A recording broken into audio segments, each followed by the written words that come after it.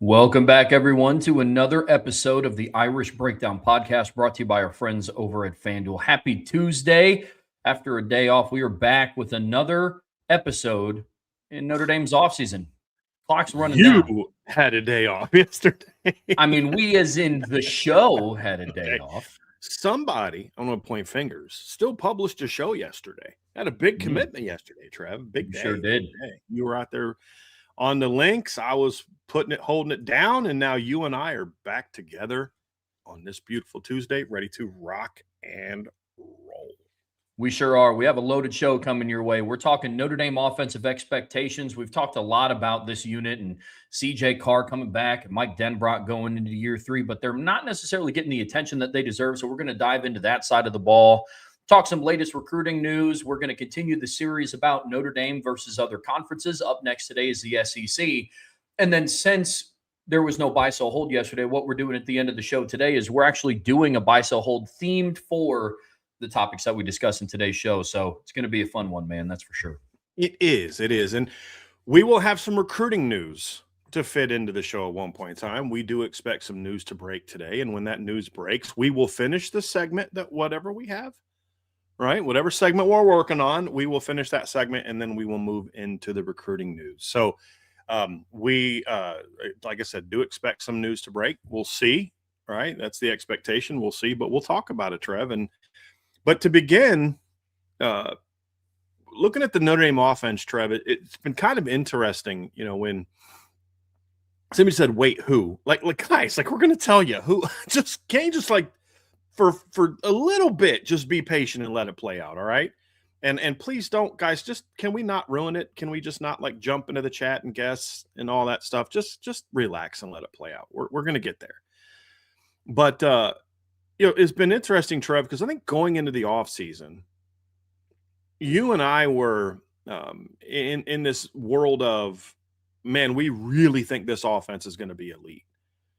But I'm curious kind of how the defense is going to be. There's some big guys you have to replace, and there's this and there's that. And then there's the uncertainty of, the defensive coaching staff has turned over. And then we kind of get to the preseason magazines.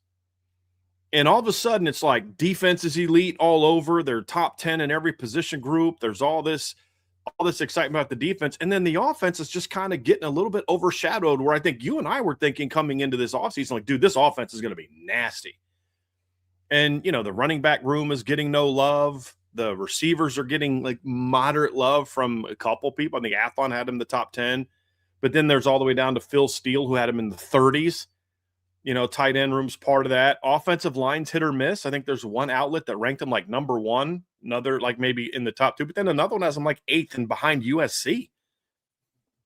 So it's been, and then we got into the debate we had a couple weeks ago where even with the offensive line, the outlet that has them ranked number 1 or 2 only has one guy making second or third team All-American, and there's no preseason hype around Gerby. There's no it has just been interesting to kind of watch it play out, Trev, and how you and I's opinion of the offense compared to the defense seems to be so much dramatically different than what the outside world is expecting of the offense and the defense. And I'm like, man, if the offense is as good as maybe you and I think it could be, and the defense thinks is as good as what all the preseason magazines think it's going to be, this is going to be a really fun season. And so, it's going to be a very interesting, but I got to admit, Trev, I was a little surprised by how little, I don't say love, because I think that's kind of, I don't know. It's not that they're hating on Notre Dame. It's just, they're a preseason top 5 team. CJ Carr's ranked in the top 5 to 6 of quarterbacks. It's not the disrespect is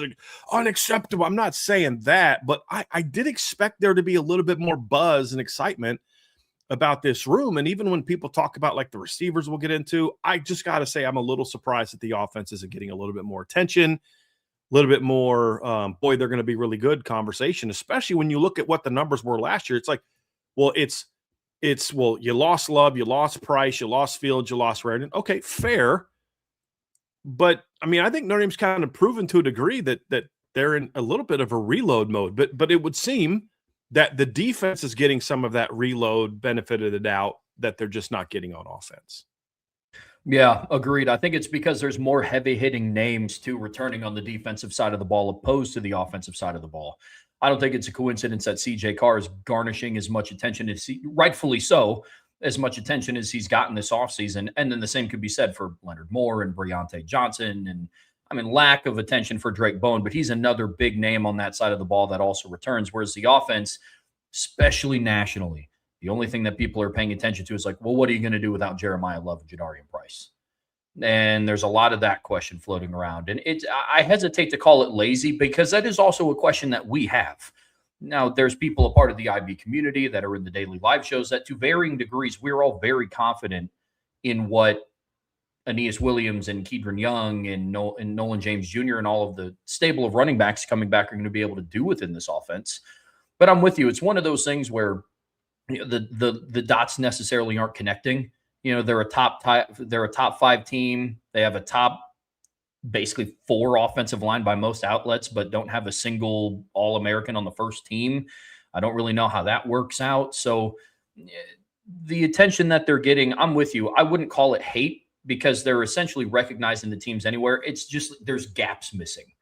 There are things that aren't connecting with each other. That I think that's the perfect way to sum up how Notre Dame's offense has been recognized this offseason. But I'm with you. The potential of this unit is great. I mean, it'd be splitting hairs, but by and large, I do still have more questions about the defense. I'm not going to have any questions about what Joe Rudolph is like as an in-game coach or what Mike Brown is like as an in-game coach or Jaywan Sider or Mike Denbrock. It's from a coaching staff and in the trenches, I have more questions on the defensive side of the ball than I do offensively. And I think that's why it's weird. It's such a weird spot to be in for us who have been high on Notre Dame's offense this year. Yeah, I look, so some of the stuff with CJ Carr, I somewhat understand, Trev. I somewhat understand that while when you look at FanDuel, CJ Carr is expected to be this really good player. Yeah. But them not ranking him in the top 2 or 3 at quarterback, it to me does not reflect that they don't respect CJ. They're sleeping on CJ. It reflects what you and I have said, which is it's loaded at quarterback. Some of these other positions are a little bit of a different story. And let's start off, I think with the positions that maybe are seem to be question marks for people and just kind of address where they stand. I think the biggest one for me is wide receiver. I'm a little surprised that there's not more buzz about the Notre Dame wide receivers. I just assumed, because I think the first magazine to come out was, I think Athlon was the first to come out, and they had the receiver room, I believe, in the top 10. So we're thinking like, okay, like 9, right? And so we're like, okay, cool. That's fair. You could argue they're a little bit higher, but I think some of the lack of proven production when you consider that people have to look to 2 seasons ago to get to Jaden Greathouse's production. Really, there's only one receiver coming back who produced last season. Fair. Okay. But I'm surprised that they're not getting more respect than they are. I mean, to look at like, you got top 20 receiver rankings come out. None of them are on there. You look at Phil Steele comes out with his magazine. I think Notre Dame's receiving core was 32nd behind just some units. You're like, they're behind Michigan?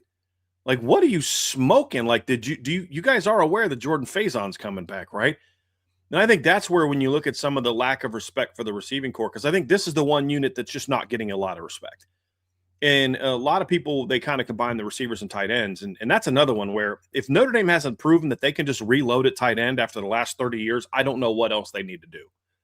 I mean, they just had a guy that was a career backup step into the starting lineup last year, produce at a high level, and become a 3rd-round draft pick. I mean, if we're not at that point in time now.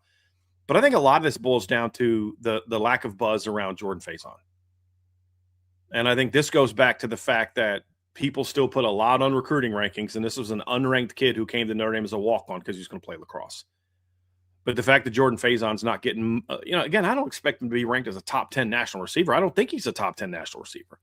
But there's like almost no conversation about him.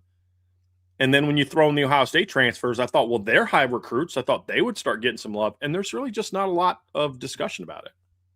That's where I'm at. It's depending on who you talk about in the Notre Dame wide receiver room, the counter is always the inverse. Talk about Jordan Faison, he's not a highly ranked recruit guy. But then you talk about, okay, well, Quincy Porter and Mylan Graham and Cam Williams and Micah Gilbert and all those, Jaden Greathouse, they were highly ranked guys. Well, they haven't produced. It's like, so which one are we evaluating? And if the answer is both, then I think you have to find some sort of middle ground. Do I think Notre Dame has a number one wide receiving core going into the season? No, I don't. Do I think they have the 32nd? No. No. I would struggle to name 20 receiving cores better than Notre Dame, let alone 31. And so that's what I look at with the evaluation of the receiver room. And I've been a huge proponent of I have to see it because it is still a question. I can talk about Cam Williams' potential. This will be the second offseason in a row in which I do so. I could talk about what I believe Mylan Graham and Quincy Porter are going to do in this offense, but I haven't seen Quincy Porter suit up in practice yet. Mylan Graham looked very, very promising, albeit it was with Jaden Greathouse out with a hamstring injury. And then he's the other, but we're running through the player profiles right now. Brian, you and I have written about it ad nauseum about the potential of this room. So to varying degrees, I understand why some outlets aren't so quick to put them in the top 5 or top 7, but there has to be some middle ground between 9th and 32nd. And that's where I think a lot of people are missing the boat, because you go and you read the evaluations for other rooms. It's like, this guy has the potential to be this, and this guy has the potential to be this. I said it last week in a show. If Quincy Porter and Mylan Graham both went to Oklahoma, people would start putting Oklahoma's receiving core in the top 7, guaranteed. I would have no questions about that. But since they historically have gone to a school that has not produced an 1,000-yard receiver since 2019, then I have to imagine that that's where that comes from. The Jaden Greathouse questions, valid, but we still have a sample size of what he's done. To your point about Jordan Faison, we saw what he did last year. So that's where I'm at with the wide receiving core. You can't talk about recruiting rankings when you talk about guys like Jordan Faison, but then you can't only talk about production when guys about Jaden Greathouse and from last year, and then Mylan Graham and Quincy Porter and Cam Williams. Has to be a total evaluation. So that's kind of, this is where some of my frustration comes from, Trev, because you say, well, they've got to prove it, and to a degree that's true. But I also want to raise the question again. What's the one receiving core in college football that returns 2 players that have had or returns a player that has multiple 100-yard games in the college football playoff? I believe there's only 2. Right? Ohio State and Notre Dame. Right? Jaden Greathouse and Jeremiah Smith. Who's the team that returns in college football this year that's had 2 receivers have 7+ catch games in the playoffs? I believe there's only one team that has that, and that's Notre Dame. It's not like they've had some moments here and there, and they lit it up against this bad team and that bad team, and then they couldn't do anything in big moments. And I'm like, we've seen both Jaden Greathouse and Jordan Faison step up in big moments in the playoffs. We remember what Jordan Faison did to Indiana 2 years ago, and you look at what Jaden Greathouse did to Ohio State and Penn State 2 years ago. Yes, they need to be able to do it on a consistent basis, as D-Rock said, but and that's why they're not in the top 5. That's why they don't belong in the top 5, because of that lack of proven production. How can I compare this receiving core to a unit that has, Jeremiah Smith coming back, or a unit like Texas, which has proven guys like Cam Coleman and Emmett Mosley coming back, plus a guy that's somewhat proven it to some degree in Ryan Wingo? Well, why does Ryan Wingo get the benefit of the doubt that Jordan Faison doesn't have? Well, it's God-given ability. He's got the better okay, that's fair. So we're not going to put Notre Dame on that level. But when you start getting them like not even in the top 10, that's where I'm like, okay, I don't think this group is getting the love that they deserve, because and Notre Dame fans can justify it all they want, but at the end of the day, this isn't projecting, well, if only Jaden Greathouse could do against, Ohio State, Penn State, and teams like that, what he's done against Navy. It's actually the opposite. His best games have tended to be in the biggest moments. You think Texas A&M in 2024, and heck, he had a huge catch against Texas A&M last year on the only time he was really targeted. You look at what Jordan Faison's done in the playoffs. You look at what Jaden Greathouse did against Louisville 2 years ago when they were a ranked team. You look at what he did in the semifinals. We've actually seen them step up in big moments. It's, hey, can you also go out there and please rip up this bad team and give me something in that game as well? Those are the things where it's like, okay, I understand not being top 5, but now you got him in the 30s. That's where I think we're really missing something here, you know, and you got to think they did that with a quarterback who was a dual threat run throw guy. They didn't even do that with a guy like CJ Greathouse or CJ Carr. I just think we're acting as if like, okay, we think CJ Carr is going to be a top 5 quarterback, but he's just thrown to a bunch of average players. Is that kind of the argument that we're going with here? I think that's a little bit of my frustration when you talk about how the receiving core and the tight ends are viewed. Well, I think that's very fair. It's one of those things. It's like you can't have one without the other. CJ Carr is going to go out and win the Heisman Trophy and be a top 10 draft pick, but not have a single receiver over 500 yards. Like there's just a disconnect. I'm with you completely, but wide receiver is also not the only question mark, relative question mark. I am with you that it is the biggest one.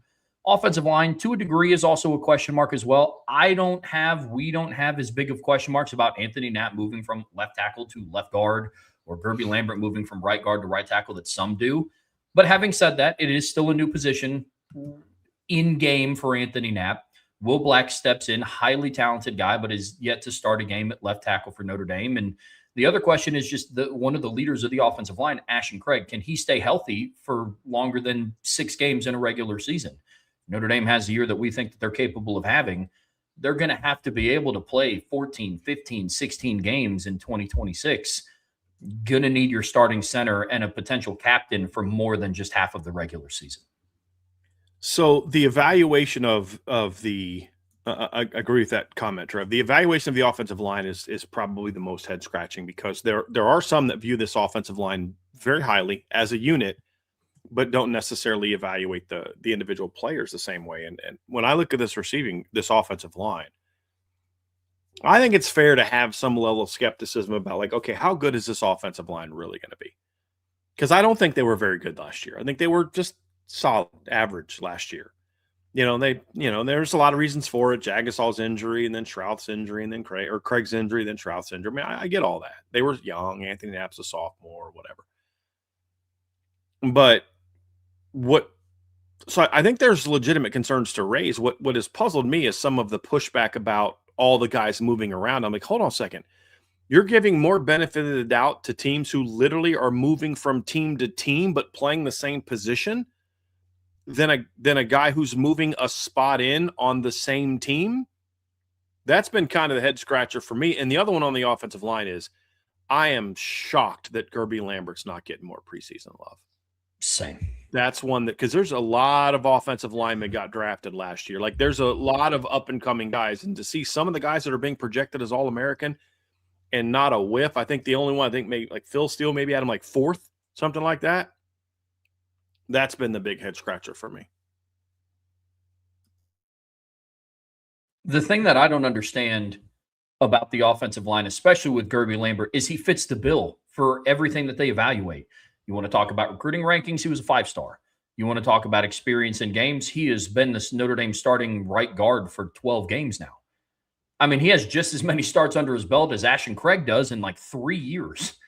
I mean, so that's where I think they're really missing the boat on Gerby Lambert. I appreciate the Anthony Knapp hype. I think couple outlets have had him as a second-team All-American, but no love on the first team. Athlon had him second. Yeah, I think I don't know about Phil Steele, but I know Lindy's didn't have him there, which is weird because Lindy's had him as the number. This is what we brought up at the time. They have him as the number 4 guard in the country, but not a second-team All-American. Okay, whatever. But they still have him as the number 4 guard. So to the point is, he's still getting respect by them, even though because what I think happens is the person who does the rankings is not the person who does the All-American team. Yeah, that's basically what's happening. So there's just not that continuity. But hey, at least one part of the magazine views him as a potential impact player. But look, and I'm also okay. I'm also, Trev, a little bit puzzled. I mean, I'm not at all puzzled, however, by what we're seeing from Ashton Craig. I think that's the one guy in the offense that I say, okay, yes, we think he can be very good, but he's going to have to prove he can stay healthy. Yeah, without a doubt. It's tough when you're talking about a guy going into his 5th year of college where we're still having the conversation of when he's healthy and on the field, he's a top 10 center in college football. And with every passing year, that if starts to become a little bit bigger. I don't put too much on him in 2023. Like he wasn't inserted into the starting lineup at the start of the year, I believe. Disagree with that decision. But then in 24, he gets hurt in the third game of the regular season against Purdue, battles all the way back, and then he makes it, what, 6 games in the 2025 season, and then he's injured again. So Yep. that I understand. Played That the I'm last with you. 3 of 23, first 3 of 24, first 6 of 25, and he hasn't finished the season yet. Yeah, he's the one where I understand the hesitation. I do. Mm-hmm. But the other thing that confuses me about the offensive line, and this just probably goes to the lack of research that other outlets have done. I've seen Charles Jagasaw on more preseason All-American lists than I have Gerby. That's the one from Phil Steele that I thought was bonkers. Like it, and look, Charles Jagasaw is an excellent talent, but his next start in the regular season will be his first. Gerby Lambert was almost just as high of a rated recruit, and he started 12 games. The overlooking of Gerby Lambert this year has been really bad. Yeah, very, very puzzling. Yeah, I'd have to go look at the Phil Steele one, but yeah, Charles Jagasaw is a preseason All-American. And I'm like, boy, I hope that's right. I hope that's right. I can't justify that. I can't justify having him as a preseason All-American when he's started 2 football games in his whole career and was really only played in 3 meaningful games. Like that is it. I can't justify that, but that's not who we're hanging our expectations and hopes on either in this deal either. But the tight end is another one, Trev, I somewhat understand, because I don't know that there's a player you can point to that's going to be the guy that you could last year. Like, we all knew Eli Raridon was going to be the starting tight end. The guy that we anticipate being the starter missed all of last year except for 1 game. So that I somewhat understand, but I even still think that there should be the benefit of the doubt. I feel like if Georgia had a 4-star recruit that, has played meaningful snaps, was coming back after an injury, and they had a top 100 recruit that was going to be a redshirt freshman and a 5-star coming in, top 25 national players, a true freshman, we'd be hearing a lot more about the tight ends than we are now, especially when you look at Notre Dame being tight end U. Yeah, without a doubt. This is the first time in quite some time that Notre Dame hasn't entered a season with a solidified tight end 1. I mean, going into 2020, everybody's like, look, Michael Mayer's probably going to be that dude with Cole Kmet leaving. And then when Cole Kmet stepped up, that was obvious. It was very evident that Mitchell Evans was going to be the next guy. And to your point, Eli Raridon was, as long as he stayed healthy, set to be that guy for Notre Dame in 25.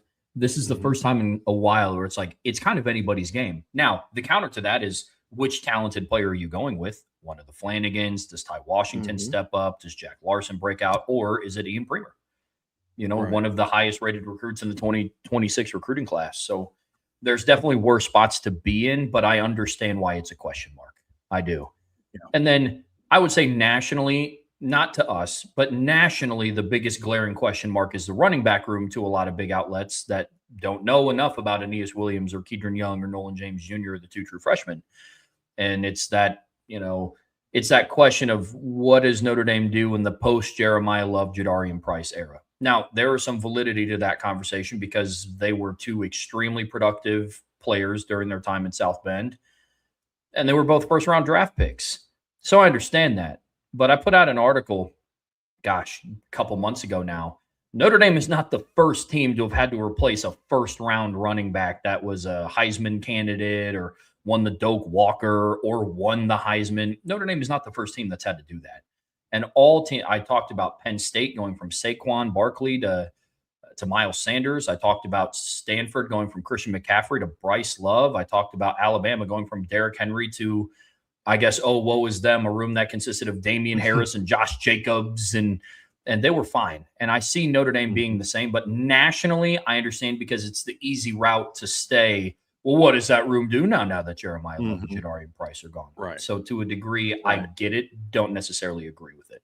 Right, because like you said, Trev, we have seen Notre Dame reload at running back. And it's like they kind of get better and more productive every time. Yeah. At least Kyron was a very good back, but Audric was even better productive-wise. I'm not trying to compare who's the better player, because Audric in 23 or 22 and 23 ran behind a different line than what Kyron had in 21, and it's just production-wise. Kyron was really good, had 14, 15 touchdowns. Audric comes in. Him and Logan split carries in 22. They were very good. 23, he becomes the guy, has 18 rushing touchdowns, sets a school record. Then he leaves, and the next year, Jeremiah Love comes in. He rushes for 1,000 yards in his second year. He's a Doak Walker Award winner, unanimous All-American, Heisman runner, finalist. It's like, and then before that, it was Tony Jones had a really good year in his 1 year as a starter. You had Dexter Williams had a real big year, his only year as a starter. Josh Adams finished, I think, top 5 all time in rushing at Notre Dame. I mean, we're on a pretty good roll here watching Notre Dame develop big time running backs. No, I should say big time running backs, very productive running backs. Sure. And if you're a person who cares about recruiting rankings, I mean, Aeneas was a consensus 4-star recruit. Kedron was a top 100 player coming out of high school. Javian and Osborne were consensus 4-star recruits, should have been top 100 players. And Nolan James is a 4-star recruit. So, again, it's another position where it's like, when does Notre Dame start getting the benefit of the doubt that, hey, yeah, the guy they lost is great, and I know that they're not going to be Jeremiah and Jadarian, but they're going to be just fine, based on the fact that we're now a decade into Notre Dame just kind of reloading with productive backs every year. And that part has surprised me a little bit as well. I haven't seen anybody rank their backfield in the top 10. No, I haven't either. Yeah, I haven't either. I think one of the issues is in some of the years that you were talking about, when Kyron was doing his thing from 20 to 21, it was, hey, man, appreciate everything he did, but kind of looking forward to the Audric Logan Diggs era. And then when Audric Esme was done in 23, it was, hey, I love and appreciated everything Audric Esme did for Notre Dame. I'm ready to see Jay Love be the center of the backfield. There is a significantly smaller portion of the fan base or national pundits that are like, hey, I appreciate everything Jeremiah Love did, but I'm ready for the new era. But to your point, Notre Dame hasn't shown anything over the last decade that they're getting ready to take a step back at running back, no matter who steps in. And I think they're going to be just fine. On the opposite, really, the only thing that people are overly confident in is CJ Carr. Offensive line to a degree, but it's CJ Carr is going to be the driver of this. And that's why we had the conversation we did last week about, hey, what are his expectations? What does good look like for him? But that's really nationally the only thing that people are confident in. There's no doubt. I do think there's an expectation that the offensive line will be good, just not that necessarily any of the individual players will be great. That's fine. And honestly, I don't care. If all the outlets are right that the Notre Dame offensive line as a whole is a top 3 offensive line, but none of the individual players are Joe Alt or Liam Eichenberg or Mike McGlinchey or Aaron Banks or Joe Alt or, you know what I mean? Fine. So what? There's no Quentin Nelson or Mike McGlinchey on the unit. Fine. As long as it's the top 3 offensive line, I don't care. Now, we'll talk about the disrespect at the end of the year, in a show, but at the end of the day, it doesn't matter if any of the guys are, and we may even say, hey, look, we kind of get it. We don't think any of them are elite either individually. But you can have a great offensive line without any great individual players. I point to Clemson 2018. I would argue LSU 2019 fits that bill a little bit. You can also have an elite offensive lineman and not have a very good offensive line. I give you Joe Alt in 2023. So great individual player, offensive line, As long as the line plays well, I don't care if there's a great player on it or not. That's Joe Rudolph's job is not necessarily to develop top 10 NFL draft picks. Like, you want to get your players to play to your full potential, but my point is more, his job is to develop great offensive lines. And then, of course, in order for that to happen, guys are going to be playing to their full potential. And then it comes down to, okay, then are they talented enough to be top 10 draft picks? And so that's kind of where I'm at for that one, Trev. So let's kind of just wrap this up, and we're going to get into the Seon Alexander commitment here coming up here shortly. But Trev, let's talk a little bit about some of the statistics. We'll talk in August. We'll do a show breaking down what we want the specifics to be. But when you evaluate this offensive line, tell me, Trev, the 4 to 5 statistics that you think are going to be most important that you're going to be keeping your eye on. We'll make predictions and talk about ranges of where they need to be in these statistics as we get here closer to the season. But give me the statistics that you think are going to have the biggest say on telling us if this offense is as good as we hope and expect it to be. Yeah, I mean, the first one is, are you still as efficient of an offense as you were last year? They set a modern day record of average yards per play at 7.3. With the level of explosiveness on this offense, I expect it to be right around there. That's what I'm going to be evaluating, number one. I'm not going to pay too much attention to total yards per game or anything like that, because those numbers, you need context with those, especially based on what Notre Dame's schedule is and how we think they're going to be doing. I don't know if the offense is going to be putting up 500 yards a game. In fact, I'd be a little concerned if they had to put up 500 yards a game, but I'll be paying attention to yards per play. I'll be paying attention to points per game.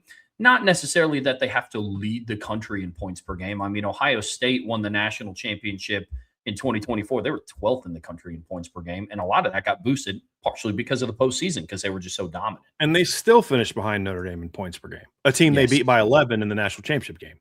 Yes. Yep, 100%.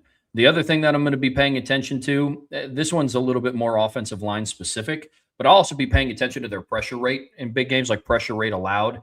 If they're able to keep CJ Carr's jersey clean in those big moments, on the road against BYU, home against Miami, home against SMU, that's where I'll evaluate it, because that was a miss last year. The pass protection numbers, especially at tackle last year, look significantly different when you compare it to how they were against Syracuse than how they were against Miami. Maybe Syracuse is a bad example, but how they were against Purdue versus how they were against Miami. So that'll be another one. Outside of that, if CJ Carr can maintain his pass efficiency rating, again, not paying too much attention to overall yards per game, but completion percentage, passer rating, yards per play, those are all going to be top of mind for me going into this season. I'm with you. We'll have a lot more breaking down the offense here over the next months. Next week is going to start our run to the season, where we really start. I mean, we've been already kind of doing it with certain things, but next week, starting Tuesday, will be our true race to the season. Thursday, we're going to kind of talk about, there was a really interesting thread on the Irish Breakdown message board, not started by me, that talked about year 2 of Chris Ash compared to year 2 of Al Golden. And we're going to talk about the sort of jumps that Al Golden made in year 2. What do we expect from Chris Ash? Should we expect a similar type of improvement? Yes or no? What are some reasons maybe why statistically we shouldn't expect that much of an improvement compared to Al Golden, and explain all of it, but talk about but we do need to see something better. So, and whether we will or won't, it'll be a fun talk.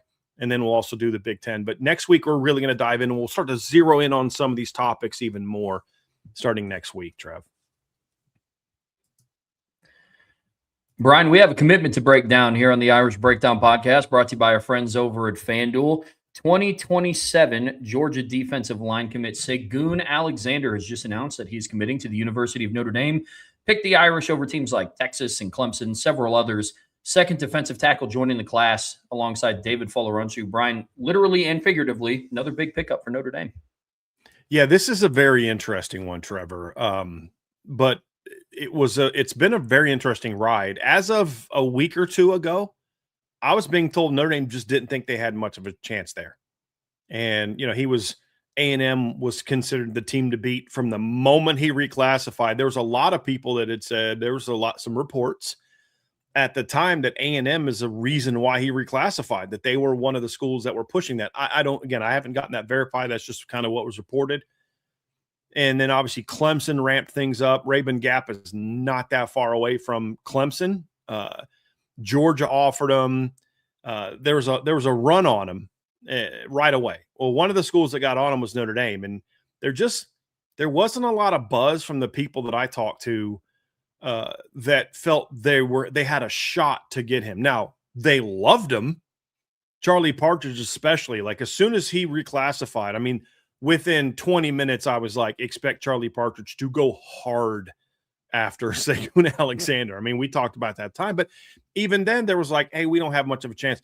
As of a few weeks ago, they were just battling to even just make sure he got on campus for a visit. I mean, it was one of those things. A little bit more optimism coming into the visit, but still not a lot. I think I found a post that I made last week. Somebody was asking me to compare him and Tyler Alexander. And I said, I don't think they're going to get Seon, but he's a really talented player. I mean, that's where it was a week ago.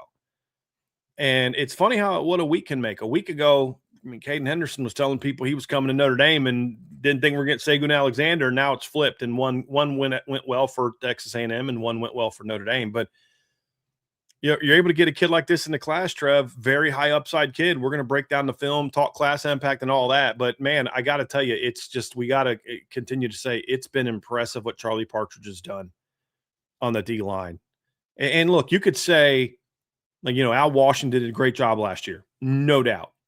And say, well, Al Washington left him a good foundation. With Jackson Vaughn, yes. With the other 4 commitments, no. I mean, these are like David Fuller-Runshoe. Think about this. David Fuller-Runshoe of the commitments. David Fuller-Runshoe. There's 5 now. David Fuller-Runshoe. I'm going to say that 17 times. Seon Alexander, Aiden O'Neal were not offered scholarships the day that Charlie Partridge was hired. They had not received offers. Abraham Cisse had been offered in the fall, but he wasn't really being prioritized by the staff. So 4 of the 5 commitments were guys that Charlie Partridge he's the reason that Notre Dame was able to get him over the line, along with, and I'm sure if you talk to Coach Partridge, he'd talk about the great job everybody does, Nick Sebastian, the recruiting staff, Carter Allman, DJ Bryant, Kenny Sanders, like everybody plays a role at Notre Dame, but they were all guys that this staff got on. They weren't like Aaron Henry has done a very nice job getting John Gay and Zane Gamble, but like he walked in with Zay Hassan and Ace Olson already in the class. That's not a knock on him, but it's not like that was the case. It was like, all right, man, 0 commits and let's see what you can do. And they were able to go out there and get a big time defensive line class. So I just wanted to give some praise to Coach Partridge for the job he's done. Cause I think that was my one question about him coming into his tenure at Notre Dame was like, we know the guy's a great recruiter, great coach, but he's been at Wisconsin and Pitt and places like that in his career. He was the head coach at Florida Atlantic. Can he recruit the big boys? Can he go toe to toe with Ohio State and Texas A&M and Georgia and Penn State and teams like that and land top players? And that's exactly what he's done with this 5-man class that he's putting together. Absolutely done a great job. And he did not wait long to answer that question, bro. No. We're 5 months in and he's already been like, yeah, I got this. Yep, I'm with you completely. Charlie Partridge deserves a lot of credit here, man. I mean, I had similar questions. It's like, okay, you've proven your ability to find those 3 stars and mold them into NFL draft picks. Now can you utilize the backing of a selling point like Notre Dame and go out and land those big ones? And, man, he's absolutely crushing it right now. I'm with you. But, yes, we're going to talk class impact. We're going to dive into his film. We're going to talk about what's next. Anything to add to that backstory, Brian? Because I know you said that this has just been like one kind of roller coaster of a – it's kind of like, Trev, it's been here's the kind of roller coaster it was, right? I don't know if you ever been to Cedar Point, but when we were kids, I remember when Cedar Point, we would do that every Father's Day. We'd go to Cedar Point. And in typical not respecting fathers fashion enough, it was always dead that day. We would get off a ride, sprint around, and get right back on a ride. Mother's Day, packed. Father's Day, no. And probably because I was talking to Ryan Roberts the other day, wishing him happy Father's Day. And I was like, what'd you do? And he's like, not much. And he's like, that's exactly what he wanted to do. A lot of dads just like, what do you want to do on the day to celebrate you? Nothing. You know what I mean? Like, I want to finally relax. But anyway, there's this ride. I think Magnum XL 300 or something like that. But anyway, it's like this slow climb. In the anticipation of this slow climb, and you feel like you're never going to get there. And then you get to the top and it's like, boom, like 300-foot drop.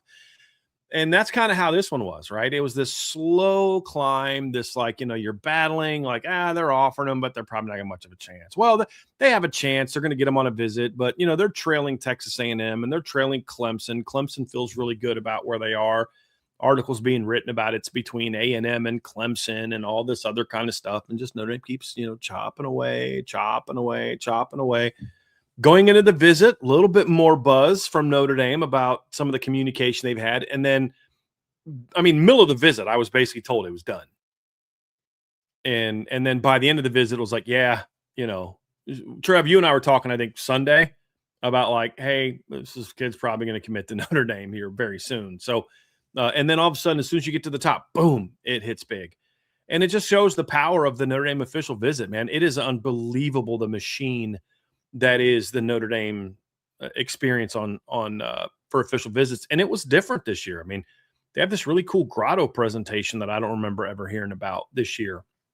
So it is amazing what they're able to do as they continue to put these big-time players together. It's spectacular. I'm with you completely. Let's talk about Seon Alexander's impact on the 2027 recruiting class. Some particulars: he's a 19th overall commitment, ninth defensive player, and like you mentioned, he reclassified, I believe, back in May, correct, from the 28 class to the 27 class.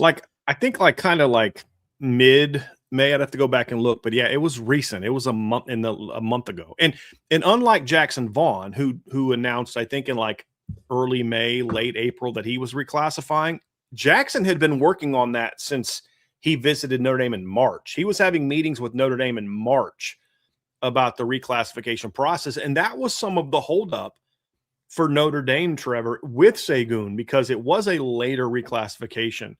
There wasn't as much certainty that they were going to be able to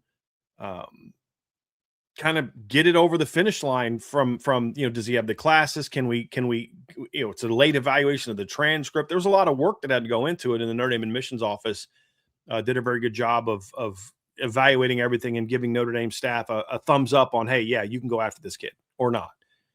But there was some hesitation early on about, and not that he doesn't have good grades. He's got very good grades. It's more of a, when you reclassify, is there enough time for you to get all the classes, the required classes in? Does your school offer that? Are you going to be able to take this by then? And it was those type of things. And the staff was able to or the admissions department was able to get with the Notre Dame staff and say, hey, here's what we're going to do.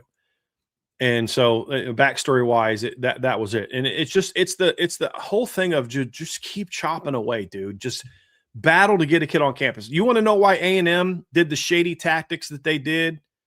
Said the dishonest things that they did, threw way too much money at a 5-star linebacker to get him. It's because they knew that if he made it to campus, it might be a problem. That's exactly that's the reputation that Notre Dame has now. Like, if a kid gets to campus in Notre Dame and they want him, their hit rate's very high. Are they going to get all the kids that visited this year? No. Probably not. I don't think. There's a chance. Well, no, they're not, because Tyler Alexander committed to Texas today. But there's a chance they could go 7 of 8 again or 8 of 9 again like last year. It's not as, it's not a given, but there's a chance. But that's why people fight so hard to make sure Notre Dame doesn't get these kids on campus, because they went from we're in the battle for Seon to by the end of the visit, it was literally done by the end of the visit, Trev. And it was just like, when's he going to announce? That was really it. Yeah, that's a heck of a spot to be in. If you get him to that stage, knowing that you can close at such a high rate at under, I hate it and I disagree with it, but it's understandable why people have to do some shady stuff. Unfortunately, that's unfortunate. It's interesting. So let's talk class impact, Trev. You mentioned earlier 19th commitment in the class. He is the 9th defensive player, correct? Yes, sir. In the class, 5th defensive lineman, 2nd defensive tackle.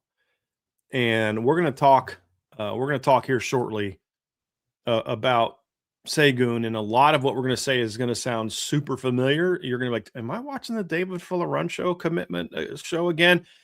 But when you look at it, Trev, coming into, let's talk about how does this impact the class? The first part of it is coming into this cycle. We talked about Notre Dame's got to stack another great defensive line class again. By May 26th, we kind of knew. Actually, I would argue that when the minute that Aiden O'Neal committed, we kind of had a pretty good idea this was going to be a great defensive end class. There was not a lot of suspense with the Jackson Vaughn and Abraham Cisse recruitments. No matter how much some national recruiting analysts tried to make it a story, we all knew where that was going. The schools that were recruiting those kids knew how they were going to go. We knew the DN class was going to be elite, and it is. The question was more of the defensive tackle class. They had to battle to get David Fuller-Runcho. That was not an easy recruitment. I mean, Miami did a great job with David Fuller-Runcho. You had to literally battle and it was not like this is a no-brainer. They can try all they want. He ain't going. He legitimately thought about Miami. Now, do I think it was to the way that some people spun it? No. But I can assure you, until I put the dancing gif a few weeks before he committed, it was a battle for David Fuller-Runcho. Now, obviously, you're still in a battle for Braden Parks. We talked about Seon Alexander. There was a time we all thought Marcus Fakatu was going to be in the class of D tackle, and that kind of faded. The battle to put together this defensive tackle class has been much more challenging for Charlie Partridge and the staff than the defensive end haul.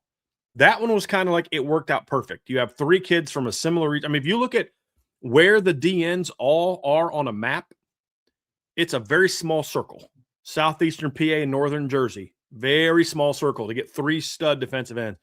You've had to travel all over to get the defensive tackle class, and it was a much more of an uphill climb to get this group together. And it goes to show, like, this was not easy, and it's good.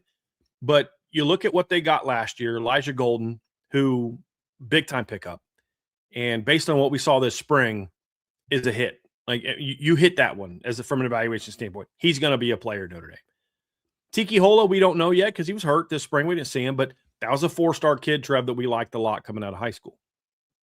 Christopher Burgess moves inside the D tackle from the 25 class. And you're like, okay, the foundation is getting a lot better. But again, it's time to stack. It's got time to show you can stack classes. Brian Smith and I have been talking for years about the hardest places for Notre Dame to really recruit at an elite level consistently is edge, D tackle, and corner. And this is the first time we've seen Notre Dame really put together back-to-back D tackle classes in a row with this kind of quality, or now that they did it. But coming into the process, it was, you need to do this. Can you do this? Obviously getting David Filarunchu, who's a top 10 player in the class, and now a guy in Seon Alexander, who is wildly underrated. And yeah, we'll talk more about that, I guess, at some point in time. But you've now landed the second D tackle in the class. So numbers wise, you hit your numbers. Impact potential, you've hit big. And when you look at what Chris Ash is looking for from a class impact standpoint, he wants tough kids, high motor kids, stop the run first, rush the quarterback second. I think David Filarunchu provides that. I think Seon Alexander provides that as well. Neither of them are the put him in the middle of the defense and just say, hey, 2-gap all day, like Tyler Alexander could have been. And like I think Braden Parks can be. That's why I still hope that Notre Dame continues to push for Braden Parks. I believe they will, at least the last I heard as of yesterday. But he's a different type of player. These 2 guys are much more of they can play nose. They can play 3 technique. As we saw, Notre Dame's nose tackles the last 2 years were like 6'1", 275. They can play it, but it's stylistically, it's still about the penetrator, the athleticism, and the playmakers. And Seon does that. He adds that. David Filarunchu adds that. You're adding those disruptive players that are run stoppers first, pass rushers second, but they're very good at both from a potential standpoint. And when you talk about the class impact, I think that's first the way it goes. If you've now met your numbers needs, you need minimum 2. You needed impact talent. You've now done that as well by adding Seon Alexander to the class with David Filarunchu. The other thing that I like about Seon's impact to the 27 classes, it feels like that there's more of a Southern presence in this class as well. When you start thinking about some of the pickups from Florida and like Champ Mons and John Gay and other players like that, Zayden Gamble, Julius Jones Jr., I feel like there's a strong Southern presence, and getting a defensive tackle from Georgia, who other teams from the South were looking to recruit in, he's getting offers from Clemson and Texas and Georgia. I think that's huge. Now, I think that also speaks to what his impact is going to be on this class, because it's a pipeline that Notre Dame is looking to set up, is a recruiting pipeline from the South. Yeah, no question. And you talk the success in Florida, you're getting a defensive lineman from Georgia. That's obviously a big one. And a kid who was very productive. They play a quality schedule. 18 tackles for loss last year, 13 sacks, 36 tackles. I believe he's only been playing football for a couple years, I believe. And he's not a native of Georgia either. So it's one of those, it's a Southern commit, but it's a little different Southern commit. This isn't a kid who was born and raised in Savannah, that kind of thing. This is a kid who I believe's family, immigrated to the United States. I believe. I have to do a little bit more checking on that, but I believe. So yeah, it's a much different situation for him, but being able to go down and Raven Gap's been putting a lot of kids in the Division I football. Actually, Notre Dame had a commitment from a defensive end from Raven Gap a couple of years ago. Darren Nagu ended up flipping to Vanderbilt at the time, but yeah, they've been able to have success going down there. But it's important, Trevor. There's just a lot of defensive linemen in the South, They were fortunate that this was a year that was very strong in the North, and they've been able to take advantage of that to a degree. But you also want to be able to go down south and get these big time players, and he is certainly that. There's no question about it.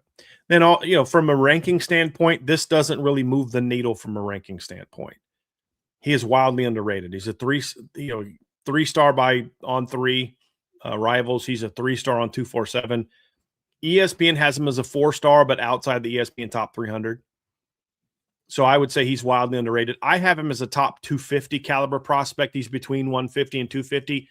The physical tools are outstanding. The question is, he's extremely raw and just hasn't been playing football for a long time. My argument, however, is why do you immediately jump Afanya Emadobe into the top 200, and then this kid stays as a 3-star? Now, I know he was originally a member of the 27 class, Afanya was, but with all due respect, this kid has better film. And there's a reason why A&M and Clemson and schools like that continue to push for Seon Alexander, but teams like Notre Dame and Ohio State, programs like that, backed off of Afanya.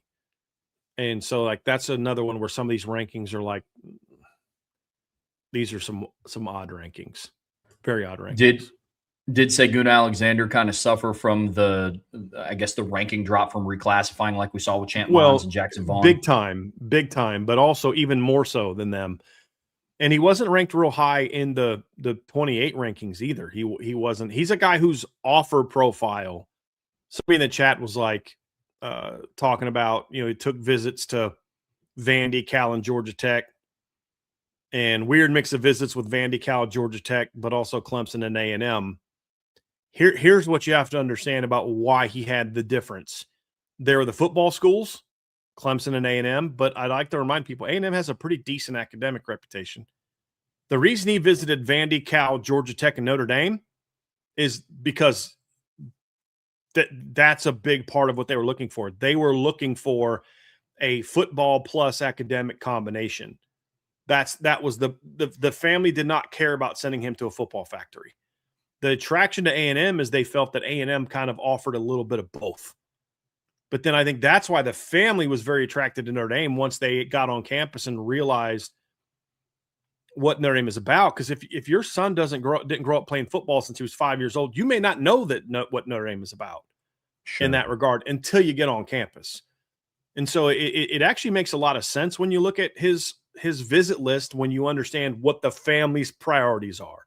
I'm shocked he didn't visit Northwestern at one point in time, and Duke. I mean, honestly, yeah. Seriously, that's a big reason why they were looking at him. Good deal. A good deal. Yeah. Ready to dive into some film? You know that I always am. Yeah. Oh, there's no doubt. He's a very intriguing prospect, Trev, as we dive into this film. The first thing that's interesting is he's listed here at 6'3", 270. I've seen him listed anywhere from most places 6'4" and anywhere from 260 to 270. When we saw pictures of him this weekend, it is very clear that number one, he is not 6'4", and number two, he is not 270. He is a legit 6'2", 290-ish plus, very well built kid. Looks a lot like David Fulleruncho. I think part of it is he's filled out quite a bit since this year. But a couple things that you're going to notice. First of all, you've got to evaluate him in two aspects. One is evaluate the talent and then evaluate the technical prowess, because in one area you're going to be excited, in the other he needs a lot of work.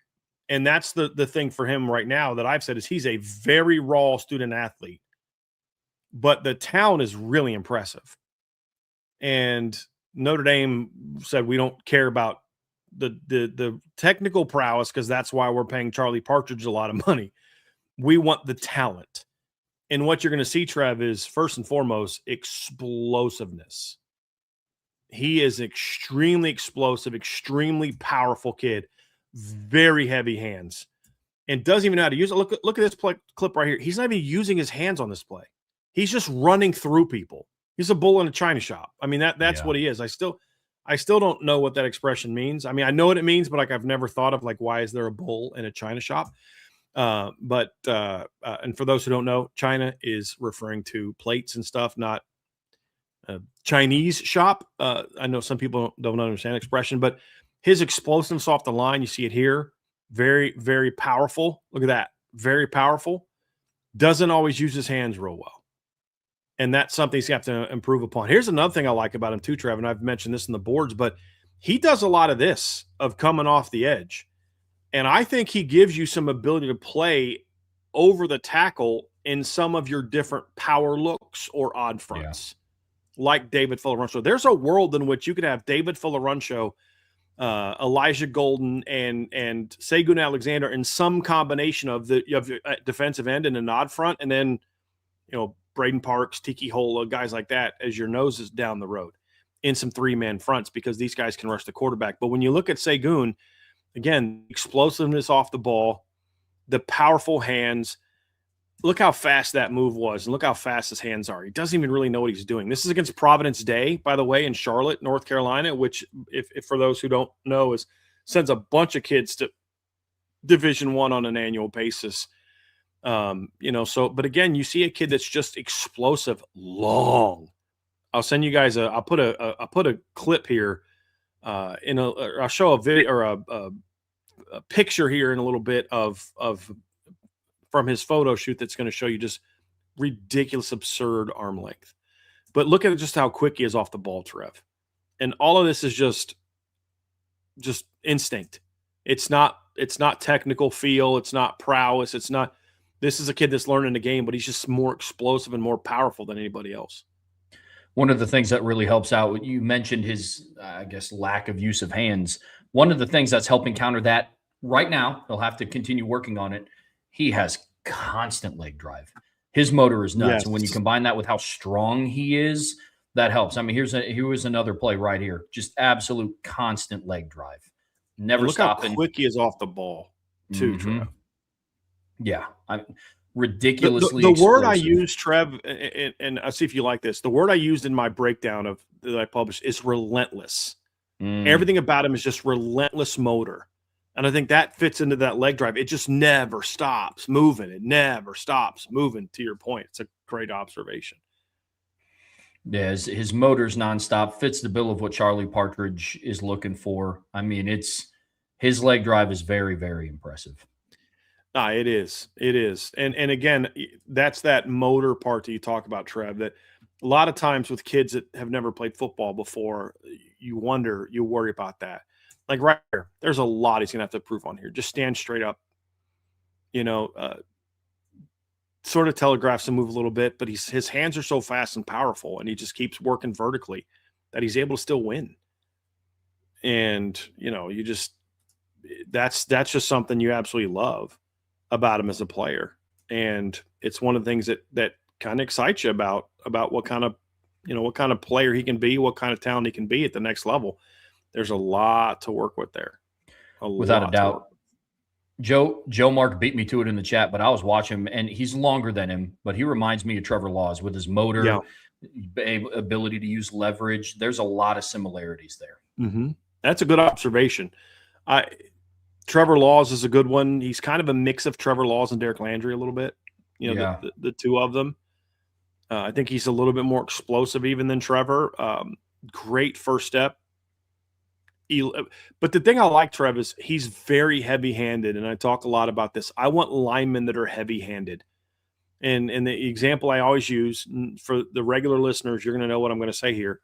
You can have two boxers that are the same size, and one is going to have a lot more punching power than the other, because not everybody that's built with the same frame or the same size has the same level of power.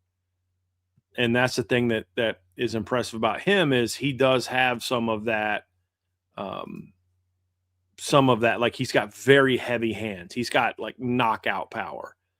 And that's something that I love in linemen, needed in linemen. But just look at that motor. Look at that. I mean, the kid plays extremely hard. He just doesn't know what he's necessarily doing yet for this level, but the raw tools are outstanding. Absolutely outstanding.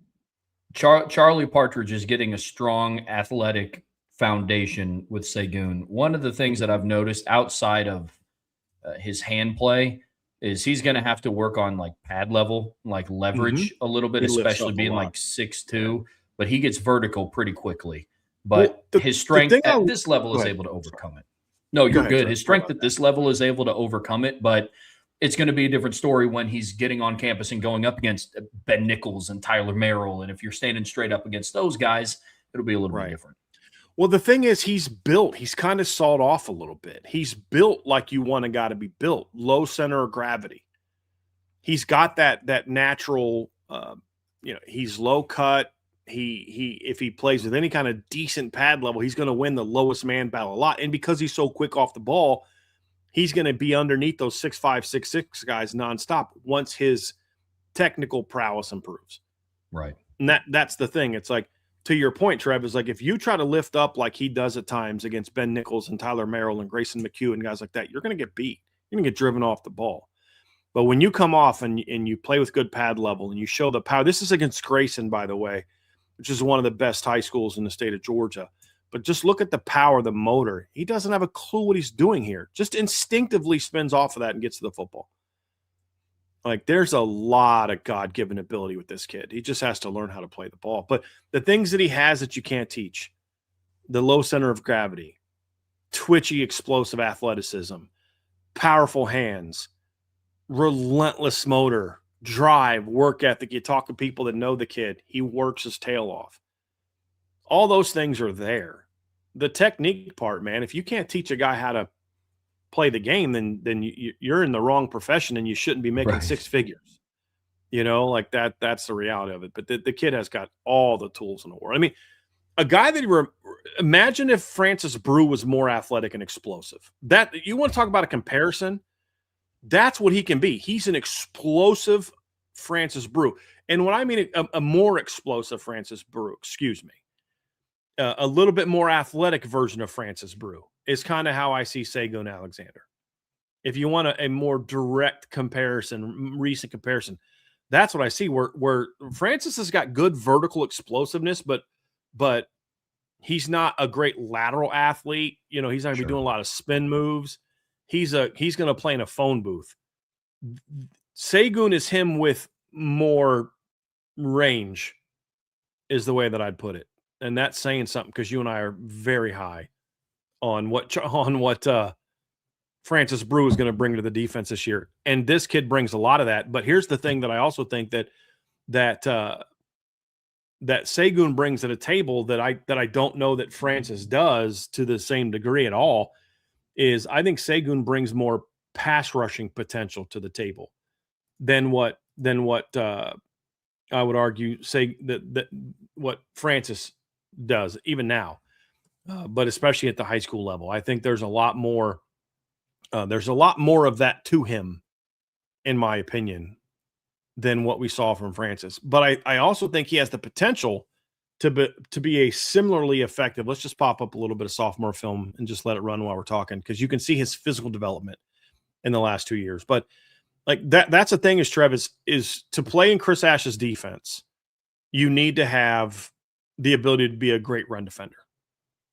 And that's where his technical prowess is going to need to improve, is right there. But the other part is, ideally, you not only want to be, look at that power. Look, you talk about heavy hands. That's a perfect example. This is from actually technically his freshman year.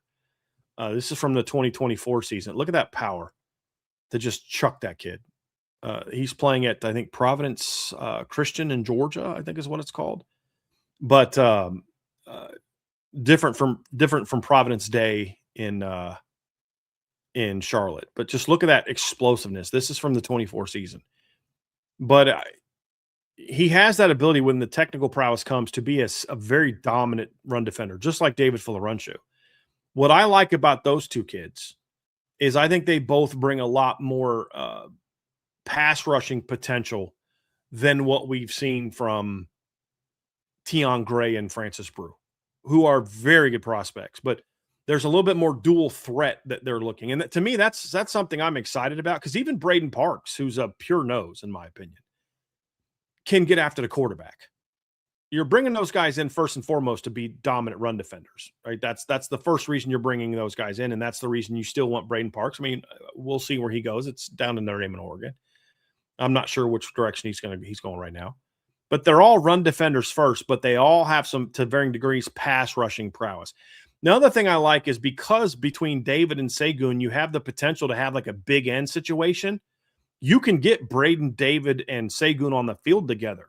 If you're going to go with an odd front, and you're going to move Jackson Vaughn or Abraham Cisse around and do some of the things that I think Notre Dame would eventually like to do under Chris Ash, you can put Fularanshu or Segun at end and have your odd fronts and have your power fronts, or you're playing like a head up 5 or whatever, and you're using you're bringing your linebackers off because, with Chris Ash and the sim pressures and things like that, you're not always just lining up that way.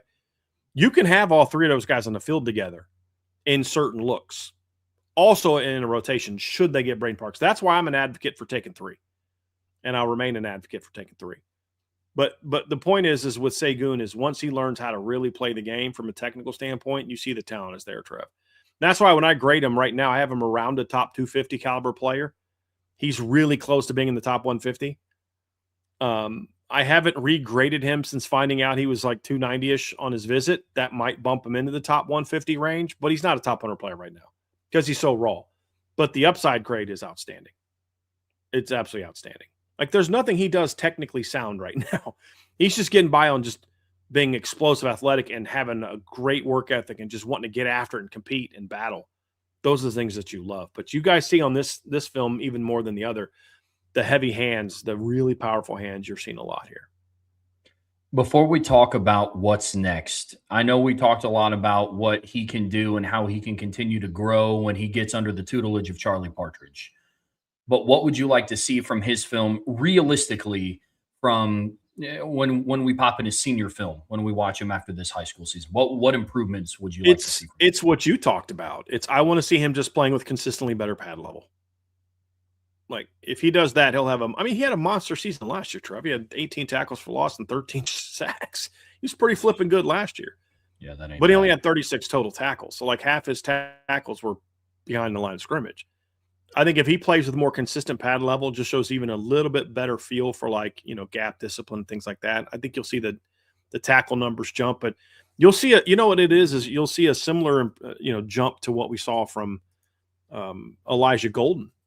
Like, Elijah was very good as a junior statistically at Cardinal Mooney, but he improved his pad level as a senior. He improved his hand play, and he went from being a really good player to an elite player. And you look at his junior year, he had 29 tackles for loss and 10 sacks, Elijah Golden did. And he had 8 quarterback hurries in 11 games. And then as a senior, he jumps up to 39 tackles for loss, 17 sacks, 38 hurries. And all it was is just some technical improvement in playing with consistently better pad level. But, like, if he can do this more consistently, he's a dude.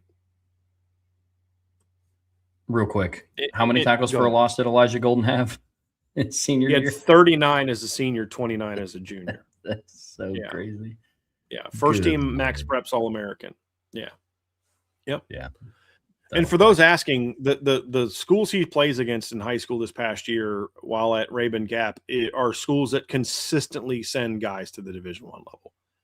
They play against Providence Day. They had the quarterback that went to Michigan a couple years ago. They're constantly sending 4, 5, 6 guys to the NFL every year, or to college football every year. Charlotte Christian is where Bryce Young and Micah Gilbert played. He played against them. Charlotte Catholic, I believe they played against Charlotte Catholic. That's where Jack Larson went. So the competition is some of the better competition in North Carolina. So yes, very, very strong competition. He's playing against other Division I and Division I AA type of football players.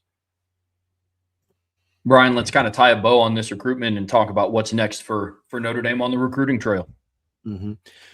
Well, I think when you look at what's next, Trev, my understanding, and again, I'm not saying this is a guaranteed fact, but my understanding is that Notre Dame was still going to go after Braden Parks. Braden Parks is still a take. Will they get Braden Parks or not? I don't know. I think Braden is battling back and forth between Notre Dame and Oregon right now. We'll see what he picks, but it really is at this point in time, it's him or bust, and that's why Notre Dame kind of told Tyler Alexander that once Segun had committed, it was Tyler wasn't going to be able to consider Notre Dame anymore.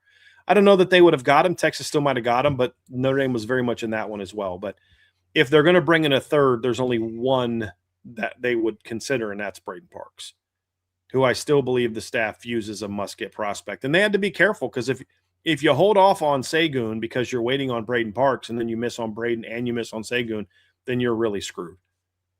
You had to bring him in, but my understanding is they absolutely still want Braden Parks, and I would absolutely take Braden Parks, and the staff loves Braden Parks. So that's it. And then after that, it's focus on the 28 class. But this is why I've made this argument. This is why I thought they needed a third defensive lineman or third defensive tackle in this class.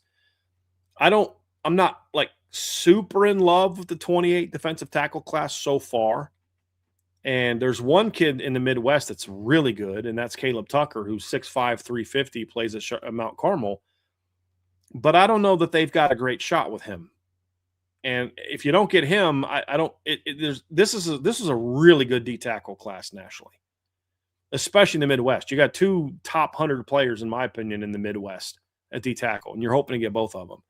But just whether it was Seon Alexander, Tyler Alexander, I'm just going to go down the list of some of the D tackles in this class that I really liked that Notre Dame had offered at some point in time. But, you've got Joseph Buchanan, who went to Virginia Tech, Marcus Akatu, John Aone, Sam Lejeune from Mississippi, Carlos May, really good player. Tavita Nonu's going to Washington is a really good player. Elijah Patman going to Texas A&M is a really good player.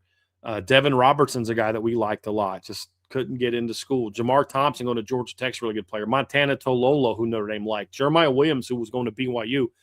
And those are just the guys that Notre Dame offered.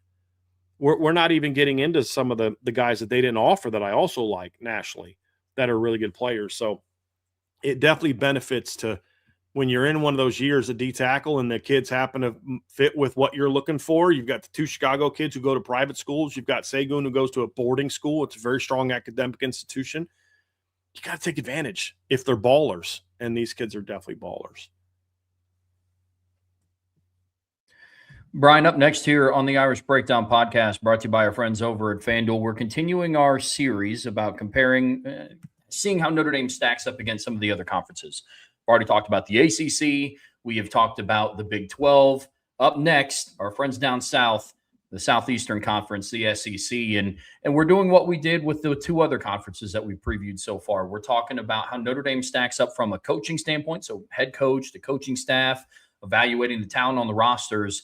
Then offense, defense, we're splitting up that conversation. On offense, we're talking about quarterbacks, the skilled talent, which is all encompassing running backs, tight ends, wide receivers, the offensive line. And then on defense, it's the three levels. You got D-line, linebackers, then the secondary, talking about DBs. And the first two shows, it was, really it was in the ACC. It was Notre Dame versus Miami. And then we also talked about SMU and Clemson. In the Big 12, we talked about a little bit more competitive, but more competitive amongst the Big 12 teams. This is kind of our first preview outside of talking about Miami, where there's a lot of schools that have the case to be ahead of or behind Notre Dame, and it's pretty close in some areas. This was a fun one to break down.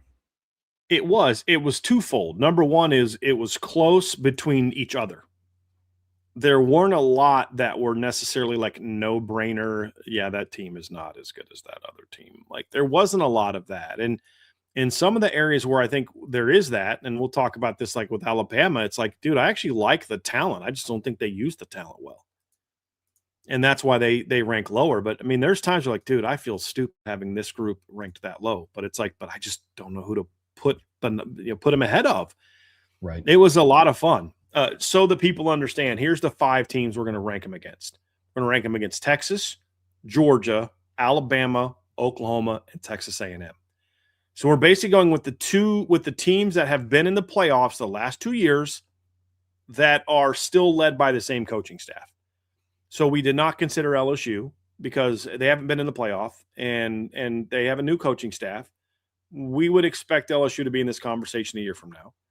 And we're also not going with Ole Miss because it's basically a new coaching staff there. And they lost a lot of players, and I don't think Ole Miss is the standard with which you set your program around. either. So again, Georgia, Texas, Alabama, Texas A&M, and Oklahoma. This one was a lot of fun, and certainly the deepest that we've talked about so far, Trev. When we've broken down these Notre Dame stack ups, we want to hear your guys' thoughts. If you disagree with us, all that we ask is that you just tell us why. That's it. That'll be the fun part, right? You're more than entitled to disagree, but have an argument to make. And tell us why you think we're wrong, and tell us why you think another team should be ahead of Notre Dame. And I think that's just, or why you think like, hey, even if it's not about Notre Dame, like I think you guys are way off base on this ranking for Alabama or this ranking for Georgia, or whatever the case may be. So I'm very much looking forward to this, Trev. And of course, as always, we're going to start off with what's going on the sidelines, and we're talking about coaching. And by the way, we did make sure to put the proper conference name at the top of the card this week. So we remembered that. I was like, hey, Trev, make sure you check these cards so that we don't look like idiots again. I don't look like an idiot again. I can't say we because you didn't make the cards. I did. Well, in your defense, you sent them over to me, and I was just like, yep, they look great, sir. And then here we are. So. Trev's like, how do I tell the boss that he totally screwed up this card? I'll just let him figure it out. I'm sure he'll. Thanks a lot, Trev. I got you, bro. Totally blame you. You had one job, Trevor. One job. Look at the cards. Don't make I've told you this when I first hired you. Your one job is to make sure that I don't look like an idiot. That's it. That's your only job, Trevor, and you failed miserably last week. So that is my only job. I don't write any of my own articles. It's just to make sure that Brian doesn't. No. Yeah, no, we're not Sports Illustrated. We don't do AI articles. We do real articles. Sorry. Kicking off how Notre Dame stacks up against the SEC, like we started all the other ones, we're comparing head coaches here. Up top, we have Georgia and Kirby Smart, which is consistent with what like when we did the top 10 coaches rankings, we both had Kirby Smart ahead of Marcus Freeman. For one of the obvious reasons, he won back-to-back titles.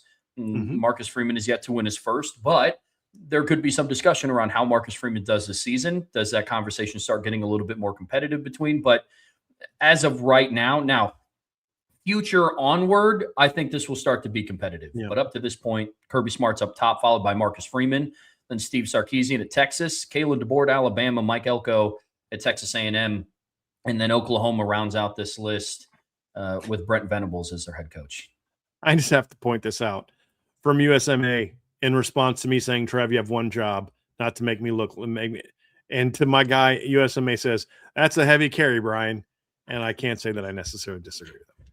But we'll do our best. Look, Trev, here's the counter. Well, Marcus Freeman and Notre Dame, they beat Georgia convincingly. They outcoached Georgia in that game. Okay, cool. They did, but it's not just about that. Otherwise, we got to go back and redo the ACC show and put Mario Cristobal ahead of Notre Dame, ahead of Marcus Freeman. It's not just about that one game. It's about the overall what you're doing. And is Georgia as good as they were in 21 and 22? No. Do we think Georgia's kind of trending downward a little bit? To a degree. Yeah, but downward from being back-to-back champs. It's not like they're one more offseason away from being Arkansas. That's not what we're talking about. But at the end of the day, the down year for Kirby Smart, the two down seasons for Kirby Smart have both resulted in SEC championships and playoff appearances. Now, did they lose both years? Yeah, but they made it. They made it both years. And, were able to do what they needed to do to get into the playoffs. So I still have Kirby ahead of Marcus Freeman for now. If Marcus Freeman leads Notre Dame to this season I think they're going to have, then this may change. But for now, I think Kirby Smart is firmly on top. I think there's a conversation to be had between Freeman and Sark. Sark's had two playoff appearances, and Marcus Freeman's only had one. But I think overall, Marcus Freeman has been able to get the most out of his talent in a way that Steve Sarkisian has not. I mean, look, both had disappointing seasons last year in that they were both top 5 to 10 caliber teams that didn't finish in the top 10 and didn't make the playoffs. Notre Dame lost to 2 playoff teams. Texas didn't get in because they lost to a 4-8 Florida team in a game they never led. Right. So I'm sorry. Sark is a great offensive mind. He's not a great head coach yet. That's another one, however, Trev, that could change this season. I think 2 and 3 are guys that could change a lot. And then 3 and 4 or 4 and 5. I think this is one that's worthy of debate. who's the better coach within the context of who was the better coach in 2025? It was Mike Elko. But, look, he's still, Kalen DeBoer still led Alabama to the SEC title game, something that Mike Elko has yet to do. Kalen DeBoer has also led his team to 2 playoff appearances in the last 3 years. 2 years ago at Washington, led him to the title game. And then, of course, last year at Alabama. So while I do believe Kalen DeBoer is trending down, Mike Elko has to show me that last year wasn't a one-hit wonder. And before I'm ready to say, hey, man, let's have Mike Elko up in that top coaches list. He's got to give me more than just – now, he did a great job in his 2 years at Duke. We've talked about that. He hasn't had a losing season yet as a head coach. He's definitely trending in the right direction, but you're not going to be over a guy. He's got 1 playoff appearance. You're not going to be over a guy who has 2 in 3 years, and a guy who led his team to a championship game, a guy who's played in the conference championship game, something Elko has not done. There's still some things for Mike Elko to prove.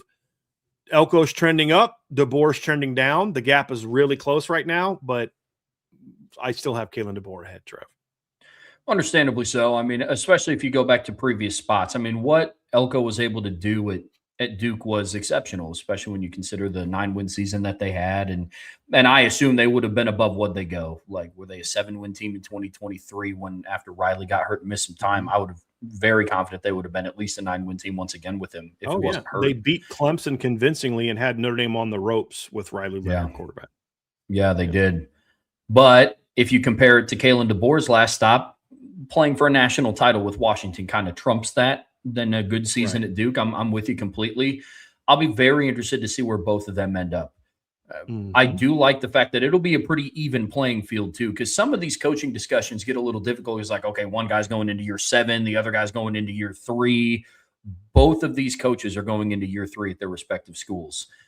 And our friends over at FanDuel have made it evident who they believe is going to have a stronger season this year. Texas A&M is ahead of them in odds to win the SEC championship. They have better odds to win the national title, but I'll be very curious to see how this season pans out, because the one thing that we're confident in saying, and we've been consistent with this all season, Alabama has the talent at almost every position to win a national title.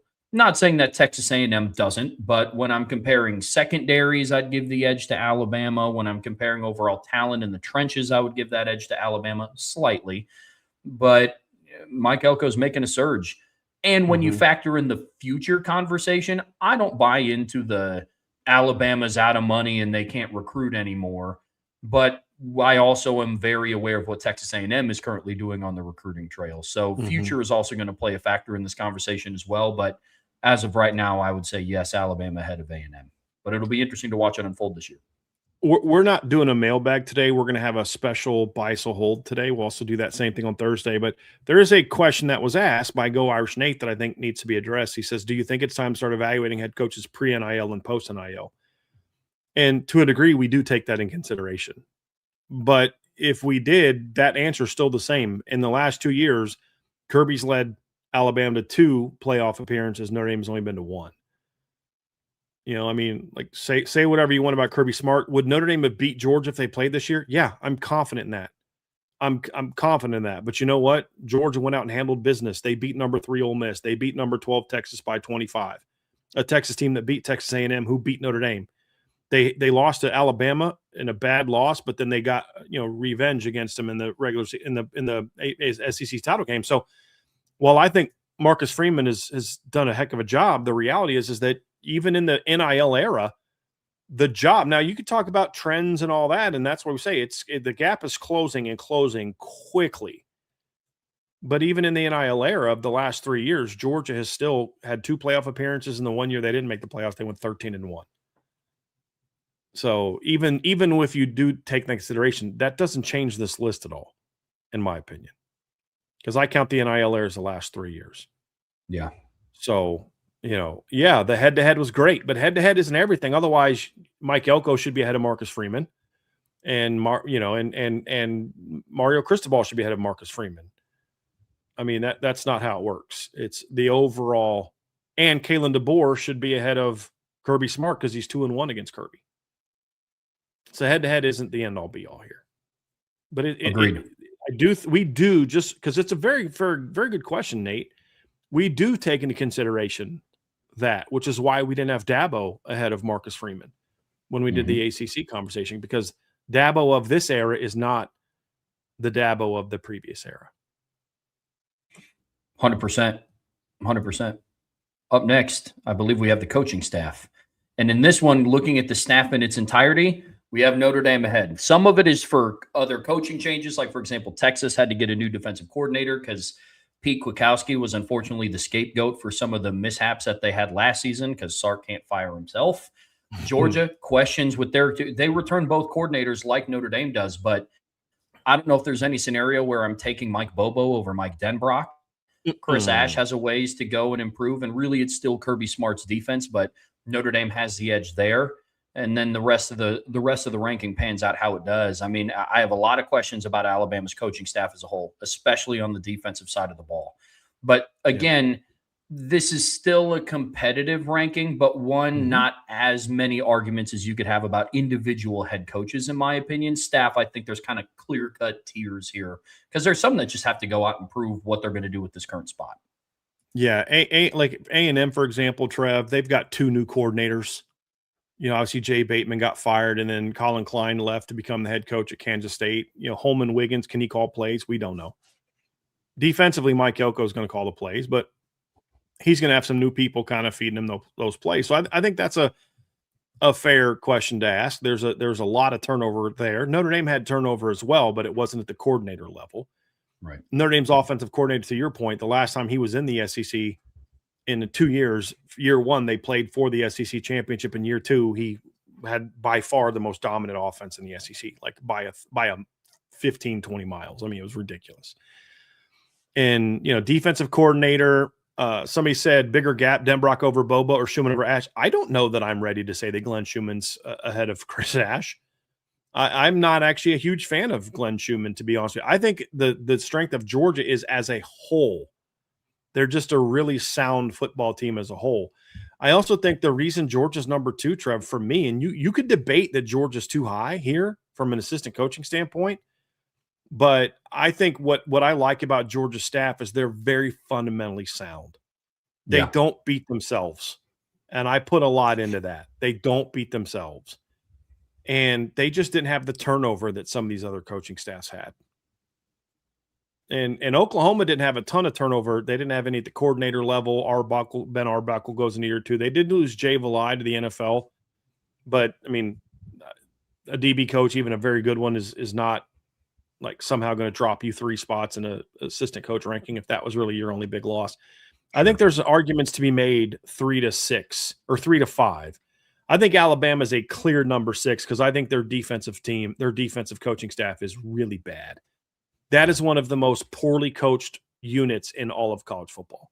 Correct. Just misaligned constantly, just don't understand gap integrity. They're successful on defense for one reason and one reason only. They have very good talent. It makes up for a lot. It makes up for a lot. And look, here's where a little bit of a head-to-head mattered to me because I think both staffs are very good. Notre Dame and Georgia. I think Notre Dame's got the better line coaches. I think you could debate Schumann versus Ash. That's very fair. The gap, however, as somebody said, the gap between Glenn Schumann and Chris Ash, if you assume, let's just grant that Glenn Schumann's better. Just grant it for argument's sake. The gap between Glenn Schumann and Chris Ash is not even close to as wide as the gap between Mike Denbrock and Mike Bobo. I'd also like to remind you that Marty Biaggi coached circles around Georgia's second special teams coach. That's where head-to-head matters because Georgia was prepared offensively and defensively in that game against Notre Dame. They didn't get necessarily out-coached enormously. Same thing with like Miami and Notre Dame. Did Miami out-coach Notre Dame in the head-to-head last year? Yes, they did. Was it like so much so that you ranked Notre Dame's coaching staff behind Miami? I think we had them tied, if I remember correctly. We did. Yep, we did. I don't have this group tied. I'd have no problem having a tie. But here at the end of the day, there's a reason why Notre Dame thoroughly outcoached Georgia in that game. I think Georgia's got a very mediocre offensive coordinator. And if you look at the improvement Georgia made on special teams this year, do you know what they were doing? They were taking a bunch of stuff that Notre Dame did to them and running it. When a team as good as Georgia, as coached as well as Georgia, starts ripping your stuff off, and that's okay. You're allowed to do that. That's a sign of respect in football. That tells you something. And so better coaching in the trenches, better offensive coordinator by 1,000 miles, to me, and better special teams coordinator overcomes an argument to make that Georgia's better D coordinator. And it definitely doesn't overcome the rest of those things. Or it overcomes the rest of those things. So I think Notre Dame to me is clear number one when it comes to coaching staff. And that's one where I think the game they played did actually show that, in my opinion. Yeah, I echo the same sentiment. I think a really true debate is between Oklahoma and Texas A&M, because you start to ask yourself what takes the day. Is it two new coordinators panning out with the leadership of Mike Elko, or are we putting our chips on the table that Brent Venables can kind of stack together a consistent season? Because he's been 10-3, 6-7, or 6-7, 10-3, 6-7, and then last year they were 10-3, made the playoffs. What role does the staff play in that? So what are we willing to put our trust in more? I think that one is a little bit more debatable, but I'm with you. Alabama is definitely at the bottom of this list for sure.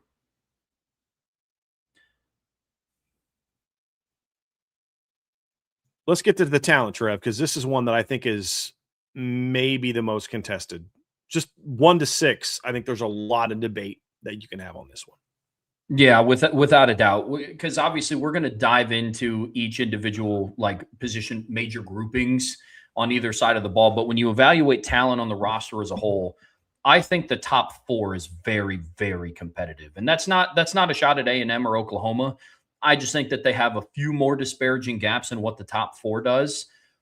It was hard for me looking at these rankings because it was very hard for me to separate the overall talent on the roster and the level of success relative to the amount of talent on the roster. But if we're talking strictly talent, Georgia, Alabama, and Texas. Yes, Georgia, Texas, Alabama, and Notre Dame are very, very close in levels of talent. Obviously, there are some position groups that have advantages over the other. For example, Alabama has one of the few overall secondaries in the country that can compete with Notre Dame's when we talk about at the end of the season who can have the best secondary in college football. Texas. So can Georgia. Yeah. This will be Georgia's best secondary in years. They've been they've underachieved let me rephrase. This should be their best secondary in years. Part of the reason that I have Notre Dame staff ahead of them is because I don't think Georgia's secondary has been coached very well in recent years. And I expect the talent is going to be such this year that they'll overcome that to a degree. Yeah, without a doubt. We've talked a lot about Ellis Robinson. KJ Bolden goes into his junior season. There's a lot to like in Georgia's secondary. You look at Texas's offensive skilled positions, really just their skilled positions in general outside of the back end of their defense. That's where I think they fall short of teams like Georgia, Notre Dame, and Alabama. But it's close. I think the top 4 in the talent list, Brian, is very, very close because you start to divide it into which position group has the advantage.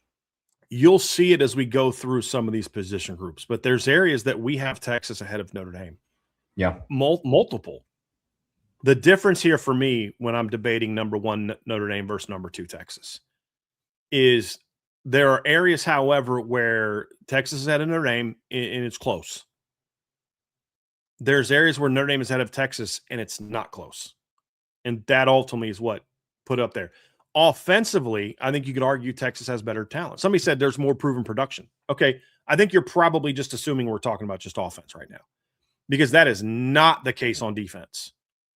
There's a couple spots, but not the case on defense. For example, the gap between Notre Dame and Texas at linebacker, in my opinion, in the secondary is much greater than the gap between Texas and Notre Dame at wide receiver or running back. Now, to a comment Joe Mark made, Texas is more proven at certain spots. Texas is more proven at wide receiver. They're more proven at running back, and that's a fair argument. Just so you understand what we're debating, proven production doesn't mean a whole lot to us in this conversation. So if you want to say, hey, they're better because of proven production, that's a fair argument to make, but it's not necessarily what we're talking about. We're just talking about God-given talent, depth, athleticism, all that. The production matters a little bit more when we get into the individual position groups. But, for example, I'll give Texas the edge at quarterback, and we'll explain why. But it's debatable and minuscule. The difference between Notre Dame and Texas in the secondary is enormous from a talent standpoint. And that's why I go to Notre Dame. I think Texas is over Georgia because I think it really comes down to Texas has got a lot of talent. They just don't play to their talent level all the time. That's why they can't beat Georgia. I don't know that anybody watched. Right, exactly. I don't know anyone that watched Georgia and Texas the last 2 years and just thought, man, Georgia's got way better athletes than Texas. It was always like, how did Texas not even compete in that game? It's like, well, they're better in the trenches. They play better, but does Georgia have anyone like Colin Simmons? I don't think so.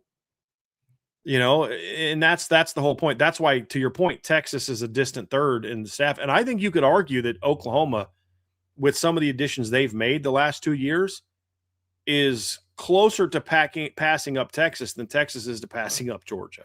Sure. From a coaching staff standpoint. I agree. I agree with that completely. The talent conversation is very interesting, and it all starts to get explained when we dive into the individual position groups for sure. Yep. Let's do that, Trev. Let's dive into it. Let's start on offense, and we'll get into what may, for Notre Dame fans, may be the most controversial because we do not have Notre Dame number one. Now, let's remind people what this is. This is not a comparison of the 26 season and the 26 season only. This looks at present and immediate future. It looks at starter. It looks at depth. It looks at recruiting, all of it. And when we're going back and forth at quarterback, I think CJ Carr is a better quarterback than Arch Manning. Do you agree with that comment, Trev? Agree or disagree? Yes, I do. Agreed. The edge right now for Texas is that I think their depth is currently ahead of Notre Dame's depth. When you look at KJ Lacey being ahead of Blake Hebert by a lot.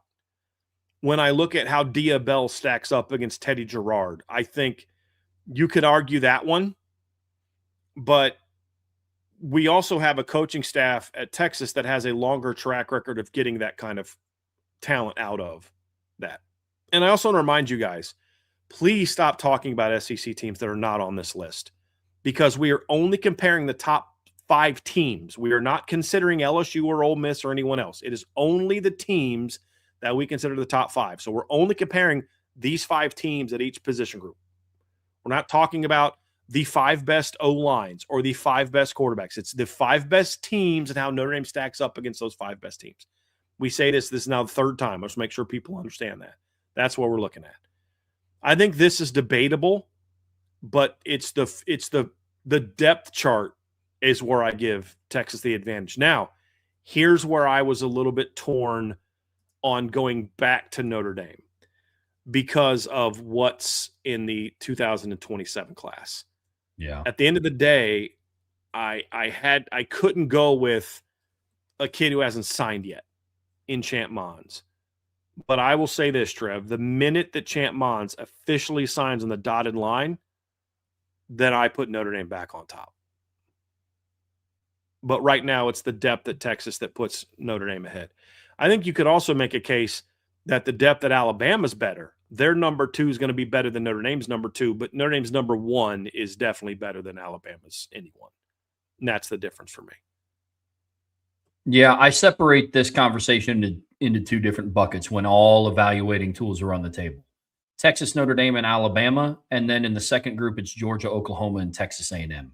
In my opinion, the majority of the argument for Georgia, Oklahoma, and Texas A&M is solely current state. Because you have Gunnar Stockton coming back for his second full season, but he was a starter in the postseason for him in 2024.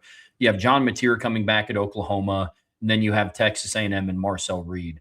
Where I think it gets really interesting up at the top is, like you said, I think the depth is a big conversation. But I do have a question for you. Mm-hmm.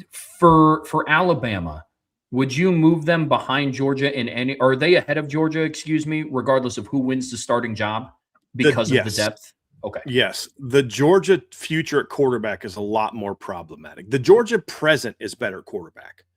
So if someone's going to say, hey, dude, how can you have Bama ahead of Gunnar Stockton? I don't. I have Bama's depth chart ahead of Georgia's depth chart because let's just say Keelan Russell wins the starting job. I think Keelan Russell might be the most physically gifted quarterback of anybody here. I think that's debatable. I think it's him, CJ Carr, and Arch Manning. He's incredibly talented, but he's unproven. And you know, your number 2 is now Austin Mack, who I also think very highly of. Where I don't have a lot of faith in the depth chart, you know, you have Brian Puglisi, you have Ryan Montgomery. I don't love the depth at Georgia. And honestly, as much as I like Gunnar Stockton as a gritty, hard-nosed kid, it's not going to be long, in my opinion, that Keelan Russell passes him up as a quarterback. Keelan Russell's really talented. But it's the depth piece, though, for me that makes this a little bit different.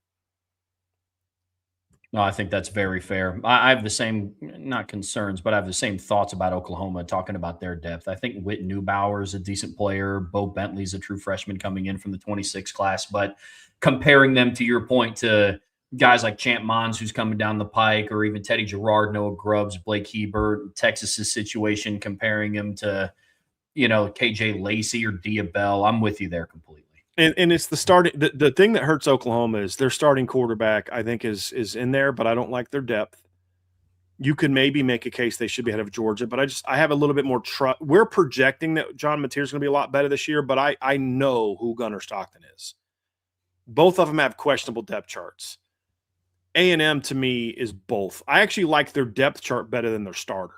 Brady Hart, I like a lot, but I'm not banking the whole thing on their backup quarterback.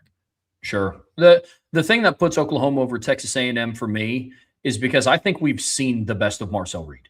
Like, I don't know if there's another level for him to get to, whereas I would argue that there's another level that John Mateer can get to at Oklahoma. And that's not a shot at Marcel Reed. It's like, yeah, he is who he is, and he's just going to suck. I mean, he beat Notre Dame inside of Notre Dame Stadium last year, led and engineered the game-winning drive. You know, went 11-1 in the regular season and got a spot in the playoffs. So that's not a shot in any way, but if I'm comparing the two for a ranking like this, John Mateer also came back from injury and helped lead Oklahoma to a playoff. And I don't think we've seen the best from him, whereas I think Marcel Reed has kind of peaked. And now it's going to be up for Texas A&M's supporting cast to step up around him to try to make a run or make the playoffs again. Yep. I think there's a lot of debate to be had at the quarterback rankings. I don't think, like, guys, you can't disagree with it. The comments I'm making in the chat are that people understand, again, what we're discussing. It's not just the ranking of the starters. If it was ranking of the starters, we'd have Notre Dame number 1. We'd have Texas number 2. We'd have Georgia number 3. We'd have Oklahoma probably number 4, A&M 5, and Alabama 6, because it's going to be a first-year starter. It's the present and the future at the position. Just want to make sure we remind people of that. Because when you start talking about, I like Gunnar Stockton. Yeah, okay, so does Trev. He has him as a top 10 quarterback on his preseason ranking. But what if he goes down? Who's going to be that guy that steps in and leads him to the promised land? That's what hurts Georgia, and it's what hurts Notre Dame when comparing them to Texas. I don't have as much confidence that Notre Dame will be able to replace CJ Carr as I do that KJ Lacey can step into Texas and handle the job. I liked him a lot coming out of high school. Now, part of that's your own evaluation. I was very high on KJ Lacey. And Ryan Williams hasn't quite been the same player since he hasn't had KJ Lacey thrown to him. I just want to remind people of that. You know what I mean? So I think that factors into a little bit as well. Let's dive into the skilled rankings, Brian. And as a quick reminder for everybody, skilled is running backs, wide receivers, and tight ends all in the same conversation. It's current starters, current projected starters, and then the immediate future. So players on the depth chart, or like depending on like committed, or I know we've talked about that before in the past. But so everybody understands, we're talking about running backs, wide receivers, and tight ends, all encompassing in the same conversation. And this is one, Brian, where I also agree Texas is ahead of Notre Dame with all factors on the table. They have one of the best skilled units in the entire country. They're in that discussion. They do. And there is a talent, a proven talent standpoint to it, but I don't even think you need to necessarily go there. I'm going to put more emphasis on a running back who's unproven, that's a junior, than I am like a freshman. Sure. And, that's going to factor into things as well. But I think sometimes maybe we forget that, Texas had a very successful portal season at running back. They got in Hollywood Smothers and Raleek Brown. That matters to me. They signed some talented running backs in their most recent class.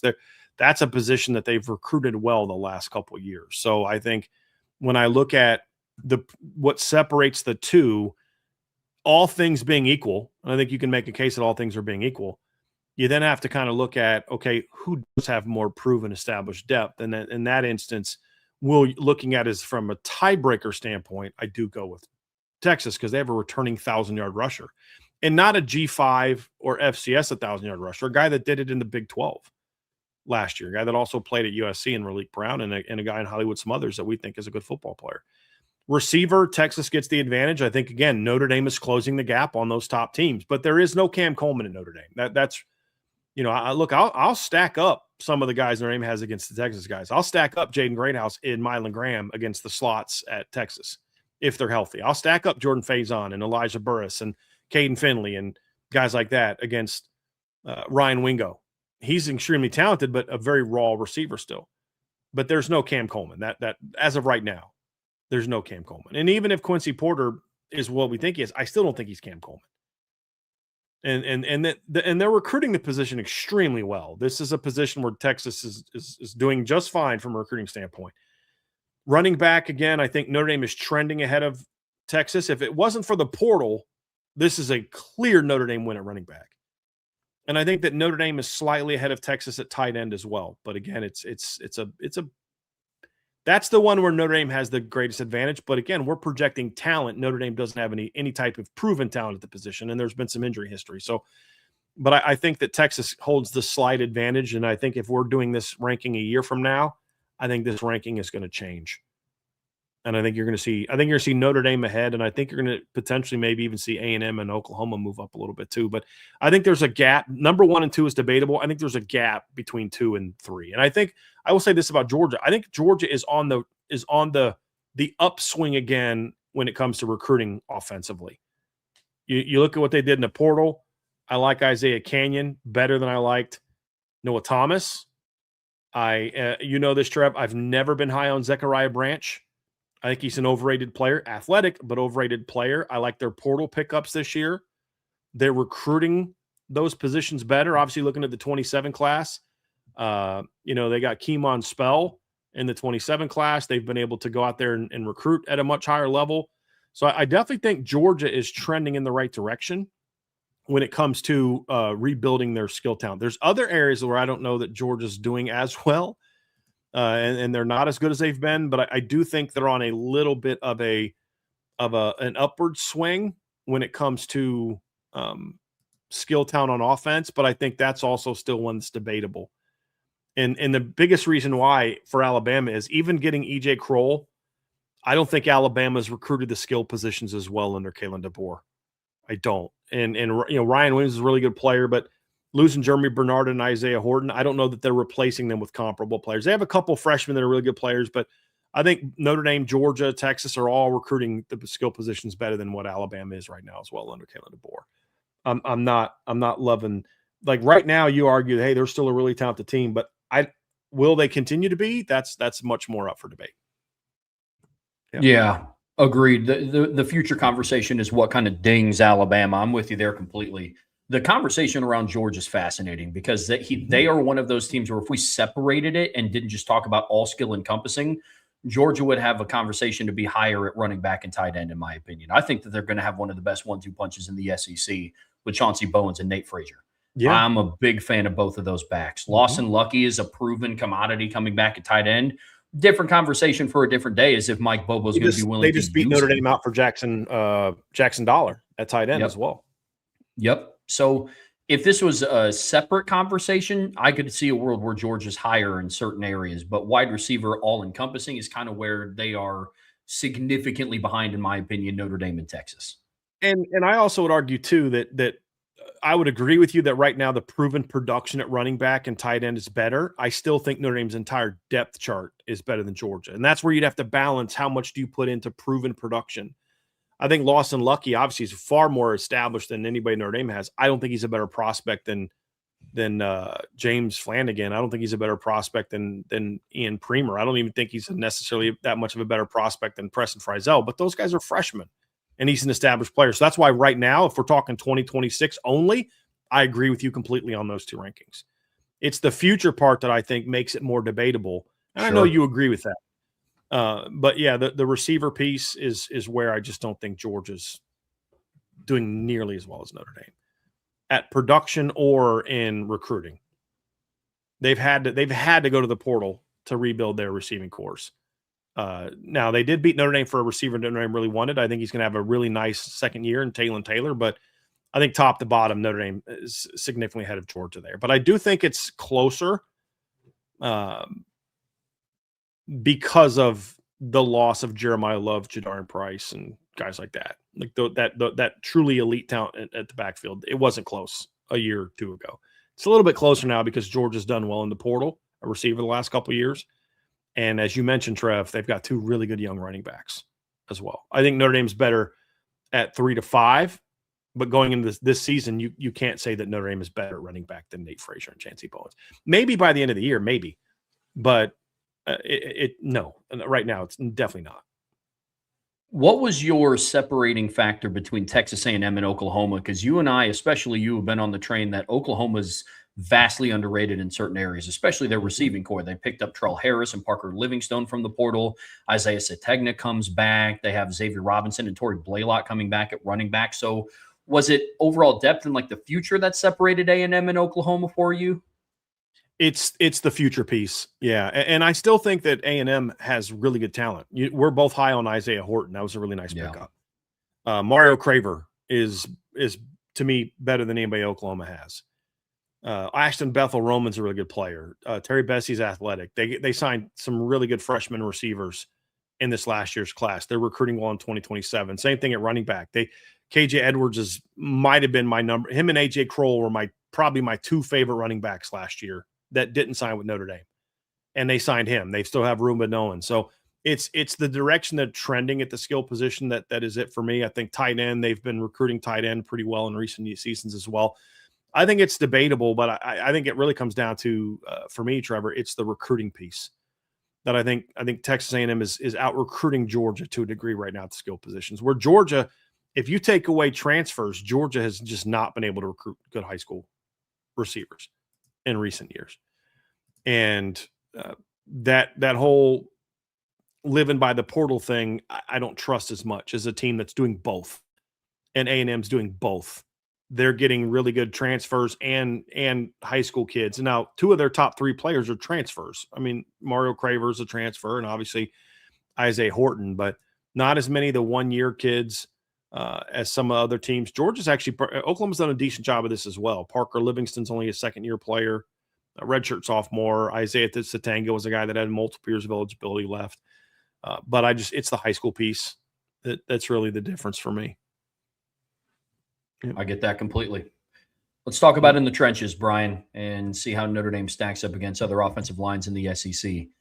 Have the Irish up top, followed by Georgia. And I also don't think it's a coincidence, speaking of the top 2 teams, that of this entire ranking between Notre Dame, Georgia, Texas A&M, Oklahoma, and Alabama, the 2 teams at the top are the only 2 teams that didn't have to go to the transfer portal to assemble a starting lineup. All other teams had to. Yep. That's implications for the future. That's talking about the current state of the room. I mean, when you look at Georgia's, it's very similar to Notre Dame's. They have one player, Tyquez Richardson, a redshirt sophomore transfer who is currently their 3rd string right tackle. Outside of that, their entire 2 deep is made up of homegrown players. The same could be said for Notre Dame. Those 2 are still recruiting. Georgia's still recruiting offensive line at a pretty good level. Not necessarily what it was back in their 21-22 days of winning back-to-back national titles, but it's still up there. And then I think that there's a gap between the top 2 and then the Longhorns, the Aggies, the Sooners, and the Tide. Now, Texas A&M has the talent to be there, but when you start talking about the top 2 teams, I think Notre Dame and Georgia are kind of up there. Yeah, I think the transfer portal piece means a lot to me. The offensive line class that A&M just had that was mostly homegrown were not guys that this staff recruited. Now, A&M is bouncing back with a 27 recruiting class. You've got Mike Matthews, you've got Kennedy Brown. It's Notre Dame and A&M are battling to get Albert Simeon. So, there's a debate to be had there, but their consistency, they did not recruit the offensive line great last year, for example. Their entire offensive line outside of what their center is are going to be portal players. The other thing too is like when you're comparing the offensive line with Georgia and Texas, I've watched Georgia just maul Texas in the trenches the last 2 years. So right now, Texas offensive and defensive line has higher and better prospects when it comes to the NFL draft, but their lines aren't nearly as good as Georgia. So if we're talking like recruiting rankings, you could probably make a case that Texas could be in there with Georgia, but it's not even close because I watch how they play. Yeah. In Georgia's lines, and you'll see the same thing when we get the defensive line. Georgia just has annihilated Texas in the trenches.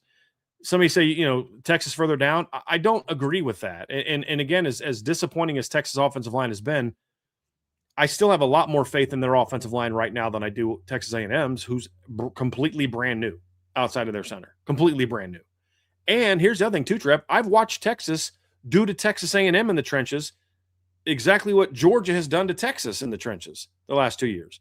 So if I'm going to have Texas A&M ahead of Texas, then don't you think at least once the last 2 years they would have outplayed Texas in the trenches? It's not just one off. They have outclassed A&M each of the last 2 years. So for the same reasons that we're putting Georgia ahead of Texas, even though I would argue Texas has the best NFL draft prospects on the offensive line between them and Georgia in Trevor Gooseby. They also have significantly better NFL prospect on the defensive line than Georgia and Colin Simmons, right? But if you're going to say who's going to win a battle in the trenches until Texas actually can do it, I don't see it. Somebody said Texas has a better O-line coach. I don't agree with that. I think people are still acting like Kyle Flood has proven he's a great offensive line coach. And I think he's been in there now, 4 years? And their offensive line has underachieved every single year of his tenure at Texas. Maybe he used to be a great offensive line coach. He has not been the last 3 years at Texas. Agreed. Because if he was, then how come all these kids that are considered high draft picks keep getting their butts kicked every time they play somebody that's even remotely physical? That's what I want to know. So, but A&M, it's like they're completely rebuilding the portal. Oklahoma's offensive line has not been good in recent seasons. Now, I think it's going to be better this year. And then Alabama's the same boat. They're not coached well, they're not physical, and they're having to reload in the portal again. And they're not recruiting like they used to. I can't believe if you'd have told me 3 years ago, we're going to do a ranking between Notre Dame, Georgia, Texas A&M, and Oklahoma and Alabama, and you're going to have Alabama as the lowest offensive line. I said, I don't know if I should hire this guy. But that's where we are.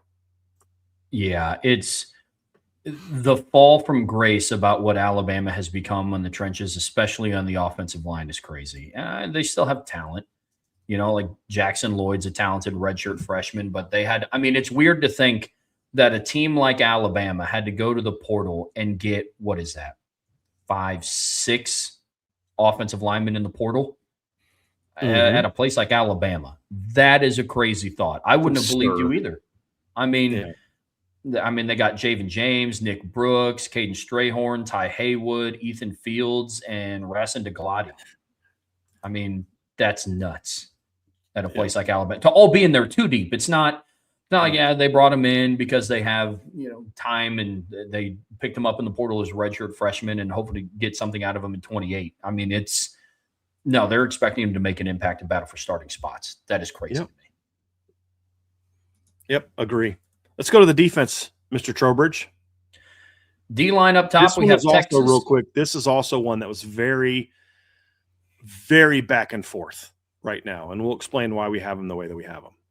For sure. Defensive line up top, we have Texas, then Notre Dame, Georgia, Oklahoma, Texas A&M, and carrying over the conversation from the offensive line. Crazy to say that Alabama is now dead last in this ranking amongst defensive lines. If you would have told me, I'm with you, man. If you would have told me 3 years ago that Texas A&M and Oklahoma were going to have higher outlooks on the defensive line than Alabama, I would have laughed at you. But that's the reality that we're in. I just said, like, if you'd have told me that when I interviewed you a couple years ago, I'd be like, I ain't hiring this guy. And if I'd have told you that 2 years ago, like, I don't know if I want to work for this guy. I thought this guy knew ball. He clearly does know ball. I mean, they've fallen so fast. And then, of course, they were rated in the portal this past year too. And I don't think they've filled those gaps with the portal. And I think they're poorly coached. So what was the difference between Notre Dame and Texas? This is the one that I probably did this ranking more so because I didn't want to have Notre Dame on the top everywhere and have to hear that. But what it really came down to for me is when I look at the Texas defensive line, I believe that the future at Notre Dame is better than the future at Texas. But Texas has also recruited the D-line very well. Look at Richard Wesley, 5-star in last year's class, Jamarian Carlton, who I don't think is as good as Ebenezer Tade, but I think Richard Wesley is in the conversation with Rodney Dunham of who's better. But Texas has recruited very well in previous years, and Colin Simmons is just flat out better than anybody else Notre Dame has, and it's not overly close. We could debate who's better, Boubacar, Damon Wilson. I think that's a debate we could have. I don't think it's a given that Damon Wilson is better than Boubacar. That it's not a debate if Colin Simmons is better than Boubacar. He is. And Lance Jackson's a pretty talented player as well, the other end, and I think he could very much be in the conversation with with Bryce Young about who's going to be the better player. You look at their D tackles, Trev. They're both relying on a couple portal guys. Notre Dame obviously got Francis Brew-Tion Gray. They got Ian Geffords. I think Notre Dame was better at D tackle last year, but Notre Dame's D tackle room is going to be very different. Texas brings a lot of guys back. They've recruited that position pretty well also. And I'm not necessarily putting a lot on the 27 class. In a year from now, this will not be the same ranking. Notre Dame will be very clearly ahead of Texas. But when you're including the present, it's the present that is a bit of a talent gap here for me. And there's a lot of unknowns for Notre Dame after Boubacar, where I don't have as many of those for Texas. So that's kind of where I'm at. But this was hard to debate. And I think it's a debate for Notre Dame and Georgia. I just wouldn't find it overly compelling. I think Notre Dame has a more talented defensive line than Georgia, but it's not a big difference. And if somebody wanted to debate it with me, I don't know that I'd debate it with them a lot, but I wouldn't tell them they're nuts. No, because you'd have sound arguments on either side. I'm with you there completely. I agree with Texas being on top. Because as much as the future outlook plays a factor, it's not the end all be all. Same thing with head to head, same thing with current. But Texas's current outlook, I'm with you there. I think Notre Dame is ahead of Georgia. I think somebody could debate it with me, and I wouldn't say that it's blasphemous, but I'm still taking Notre Dame's. I'm with you there. Oklahoma is an interesting conversation because I like a lot of what they bring back. Jaden Jackson, David Stone. They had some pretty good portal pickups. They bring in Bishop Thomas and Kenny Ozawalu, but I think it's debatable between Oklahoma and Georgia, but I think Georgia's a more complete currently. Yeah. And then I would say not that it's their fault. I would say a distant, what would that be? Fourth place, fifth place. Yeah. You start talking about Texas A&M, and they've just lost so much the last 2 years out of their defensive line depth. And I think with their 2027 recruiting class, they'll start to come up here in the ranks here soon. But as of right now, current state is not awesome. And they've had to rely heavily on the portal. I think they got 5 or 6 portal guys last year, something like that. I mean, it's a very heavy portal class. And it's not – I mean, I think the top 5 teams are all pretty good in the defensive line to some degree. Yeah. I just think there's a gap between those other teams. And then Alabama being 6, their talent level is just not the same, Trev, as it's been. They lose all those guys in the portal. They're not coached well, so they're not getting developed. Now, we do count Yanze Pierre in this conversation. But if I'm looking at Notre Dame and I'm like, who would I want to potentially bring in to Notre Dame's defensive line? He's it. I'm talking even in the 2 deep. He's it. That's the extent of I'd like to have that guy. That's it. And I don't think he'd start.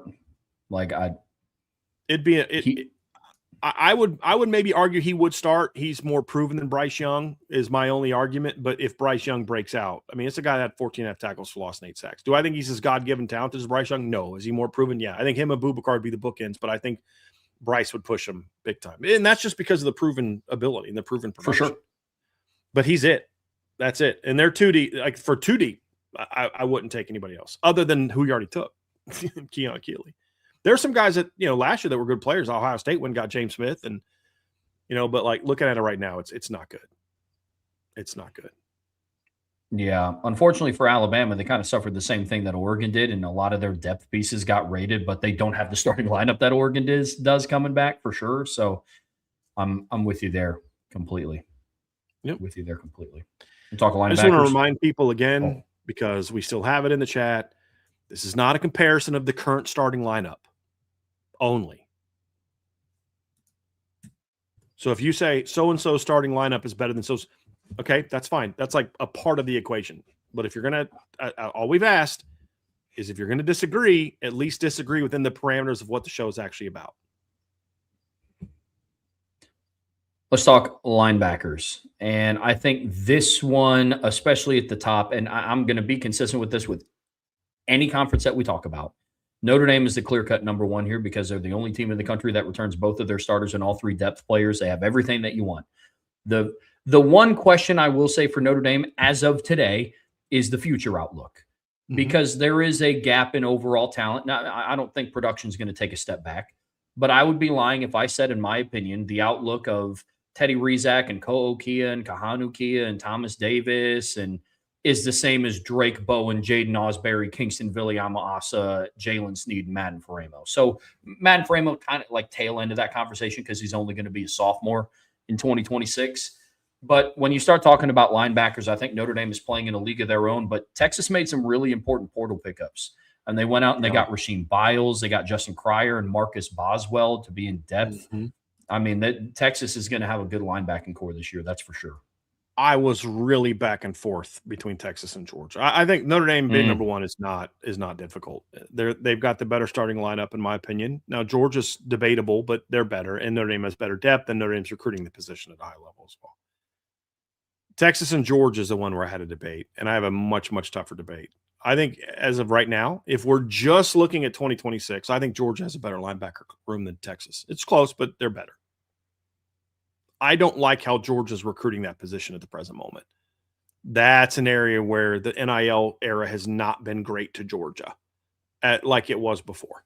That's a concern that I have about it. And when I look at Texas and what they brought in this past year in their linebacker class, and you compare it to Georgia's, it's not close. There's nobody in Georgia's class, in my opinion, that's as good as Tyler Atkinson, who's a 5-star top 25 kid. I don't know that I'd have him quite ranked as high as On3 did, but he's a top 50 player. He's a very good player. I think Ricky Cummings is a really good football player. So I feel like Texas is trending in a better direction than is Georgia when it comes to recruiting the linebacker position. And then when you combine that with the portal success, they're just adding better players in the last 2 years than Georgia's added, even though that as of today, I think Chris Cole and Raylan Williams and Zayden Walker and Justin Williams and guys like that are to me, you could argue are better than Texas's starting lineup. It's debatable, but I would go with Georgia. I think the future is very much going in Texas's favor, and that's why I have them. No, I think that's very fair. Current state, if we were only doing a ranking of this upcoming team, I would also put Georgia ahead of Texas. But all factors on the table, I'm with you wholeheartedly. Where I start to get a little bit more conflicted with the rankings are like once we get past the top 3. Texas A&M, it's because they lost so much over the last couple of seasons. Their linebackers coming back. Damian Sanford, they have Ray Coney, who's expected to step in and start at Mike. Jordan Lockhart comes back. Noah McHale comes back. He's going to be a sophomore now. That's going to be interesting. And then with Alabama and Oklahoma, it's kind of would you say that it's a toss-up, or do you think Alabama clearly has the edge over Oklahoma? I think it's very much a toss-up, and I think current starters, I like Oklahoma's better. I just don't like what's coming down the pike for Oklahoma. I don't think they've recruited that position incredibly well the last couple of years. I think their starting lineup with Kip Lewis and Owen Heineke, now that he's been ruled eligible to play, is better than Alabama's, but I think the future at Alabama is still better at linebacker between the two of them. I have a little bit more faith in some of the young talent that Alabama has at linebacker. That's really what it came down to for me, Trev, is that right there. But starting lineups right now, I definitely would give the advantage to Oklahoma. But Definitely it's fair. debatable. And honestly, I think you could make a case that A&M needs to be lower. Like, part of the reason I have A&M where I have A&M is because I think they're recruiting the position extremely well.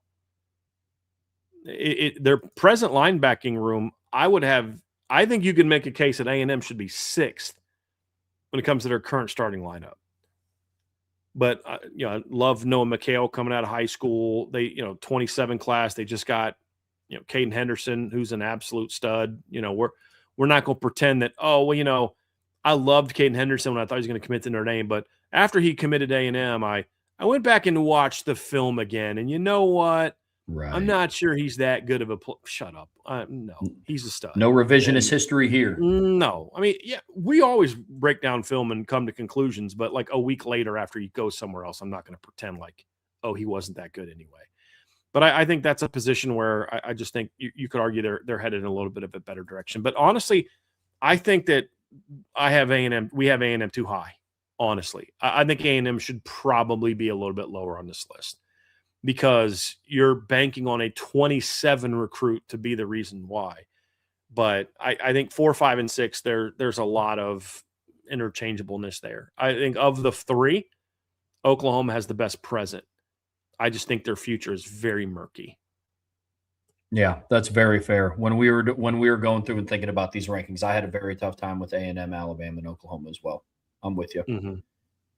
Yeah. Defensive back, however, is a kind of a different conversation because this was fun to break down. And let me say this, Trev. I felt we didn't talk about this. I want to say this, and I want to get your thoughts. Big picture first.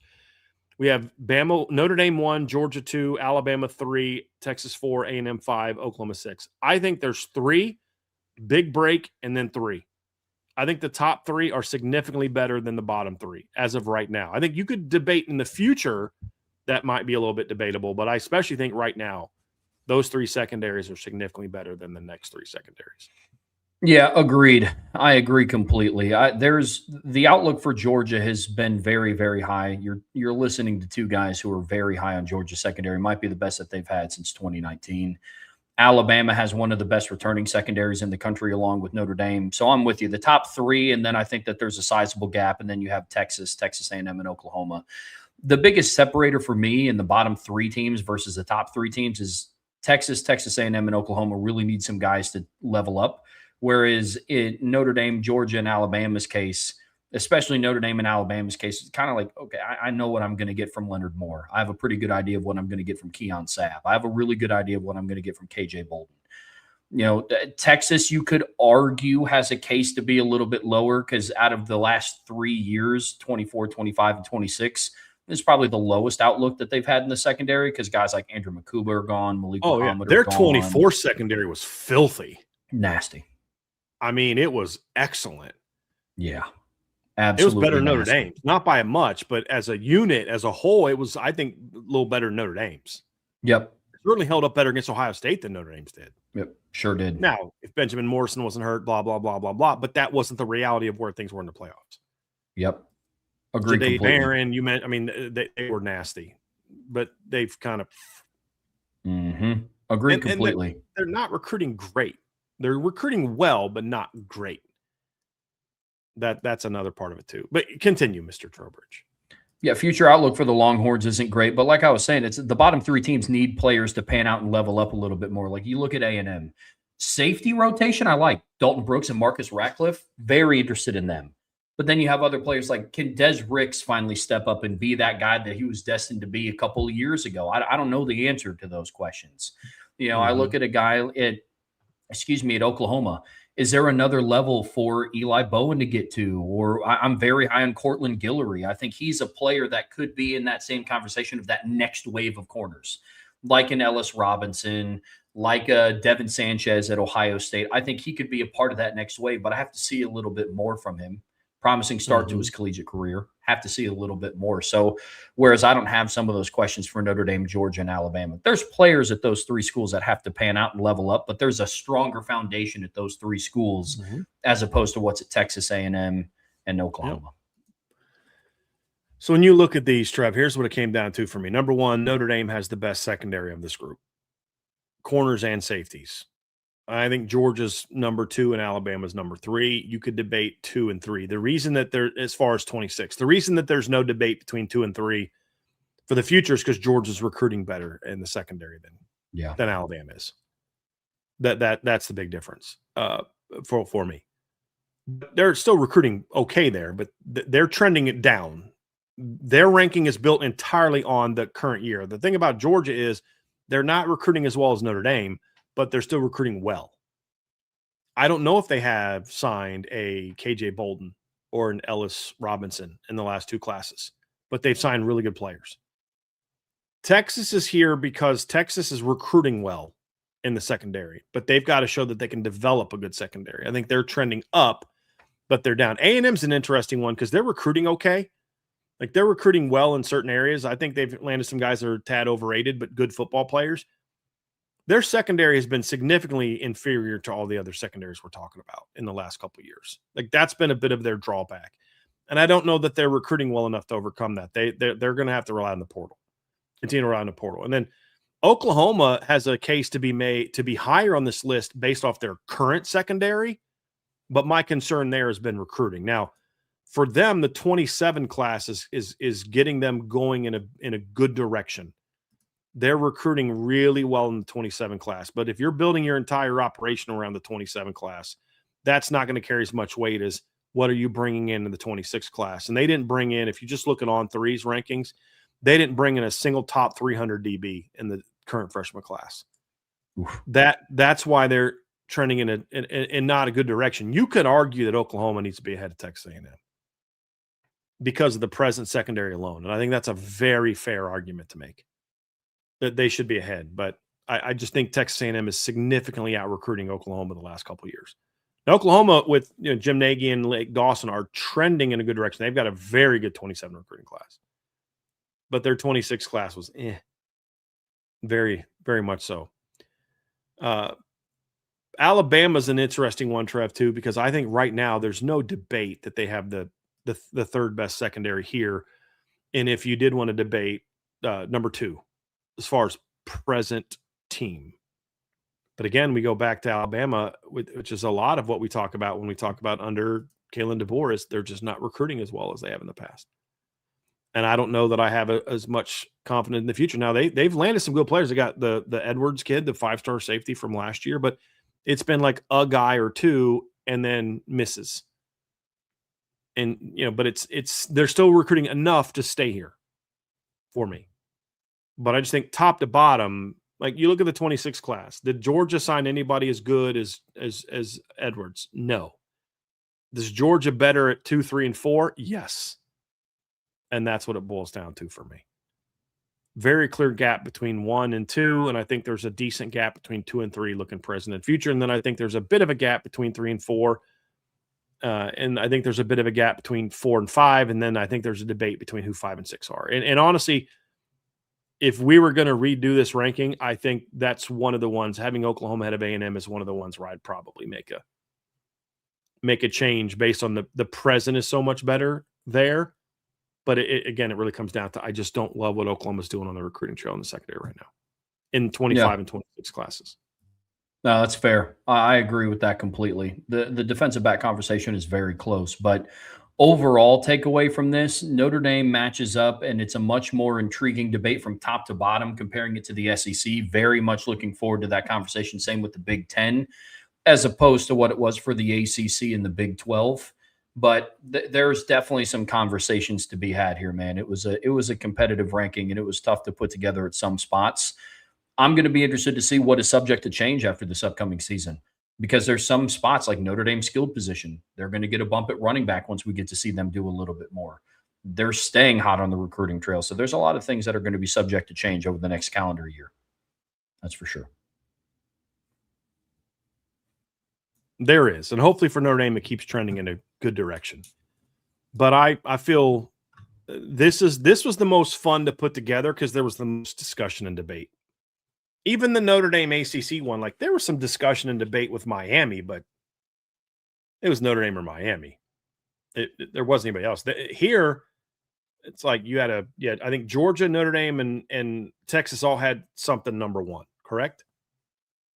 Yep. And so it was a lot more fun to look at it to where like, dude, how they stacking up? Like this is a little bit more of a fun discussion. I think there are certain position groups that you could have other SEC teams be in there. But as we said, we considered the 5 SEC teams who have made the playoff the last 2 years and still have the same coach that led them to the playoffs, not led them in the playoffs, but led them to the playoffs. And that's why LSU and Ole Miss. And I think next year we're going to see some differences. I think next year we'll have LSU probably in this conversation and some different things like that. So that's why we didn't have LSU or Ole Miss in this conversation. LSU hasn't made the playoffs, and then Ole Miss made it, but not the same staff as we saw before. Brian, to take us home today on the Irish Breakdown podcast, brought to you by our friends over at FanDuel. We have something a little new. Not obviously buy-sell holds are not new, but typically we end today's shows like this with a daily mailbag.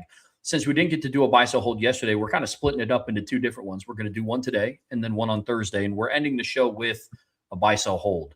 Now, it's still geared towards themes of today's show, so we're going to get buy-sell hold submissions around Notre Dame's offense, things in the SEC. So it's going to be fun. I'm excited to dive into it. But it's the same format as always. Buy, sell, hold is something that we like to do for our premium message board members. And it's not like a daily mailbag. So it's something that a thread gets put up on the board and we get the submissions from there. I'm looking forward to diving into this one. Yeah, now just so people know, we are not going to be able to get to all of these. We had 3 pages worth of buy, sell, holds. So what I'm going to do is what we don't get to in the show, I'm going to go in and respond to in the message board. As Trev said, this is for message board members only as far as submissions. Everybody gets to listen to the answers. But I'm just telling you right now, we're not. We had as many buy, sell, hold offers as we do when we do 3-hour-long buy, sell, hold shows. Yeah. We're not doing 3 more hours. We're going to give you guys a good 45 minutes to an hour and have some fun with it. But I apologize in advance, but I will some point in time today or tomorrow go in there and respond to all the buy, sell, holds that we don't get to. I'll also go in and respond to as many as I can as well. It'll be a lot of fun. Perfect. All right, let's kick things off, Trev, with double bogey. Let's kick things off with a little Nick Saban Alabama conversation. Buy, sell, hold. This is the year that Nick Saban nepotism dies for Alabama, and they no longer get the benefit of the doubt. I'll buy that. I don't buy it with a great deal of confidence, Trev. We've talked about this before. I think Bama's probably still going to get a little bit of benefit of the doubt, but not like they did last year. Getting beat in their last, they went 1-2 in their last 3 games. They had to come from behind 17-0 in their only win. And their other 2 losses were by combined, what would be 56 points. I mean, they weren't just beat by Georgia. They got smacked by Georgia, and that was nothing compared to what Indiana did to them. So, yeah, I think the Alabama mystique is fading. Will they still get in if it's down to who you're going to put in, Alabama or BYU this year? It's going to still be Alabama. But I doubt that they'd make that same mistake again if it came down to Alabama, Notre Dame, or Alabama, Miami, just because of how thoroughly embarrassed they actually got. They were made in the playoff. I mean, they just got absolutely just annihilated. Like they did not belong on the field with Indiana. Alabama did not belong on the field with Indiana. Those words literally just came out of my mouth, and I don't know that anyone would argue with me on them. Even some Bama fans would agree with me on that.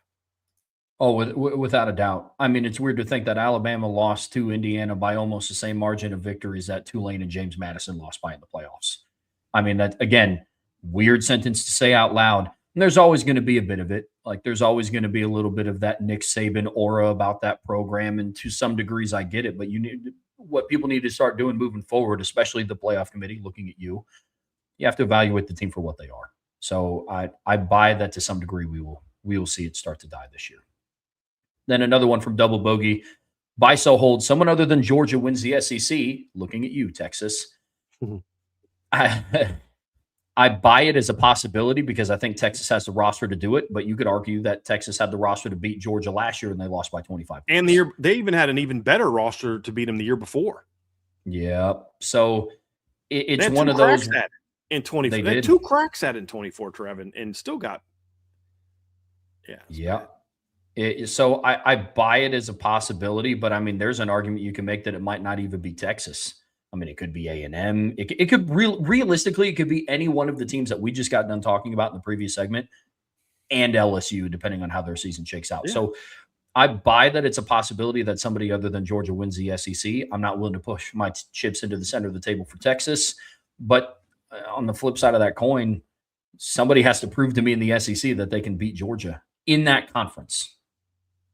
So 21, 22, 20. So Georgia has won 4 of the last 5 SEC championships. The only one they didn't win, they lost by a field goal to Nick Saban, who's no longer in the league.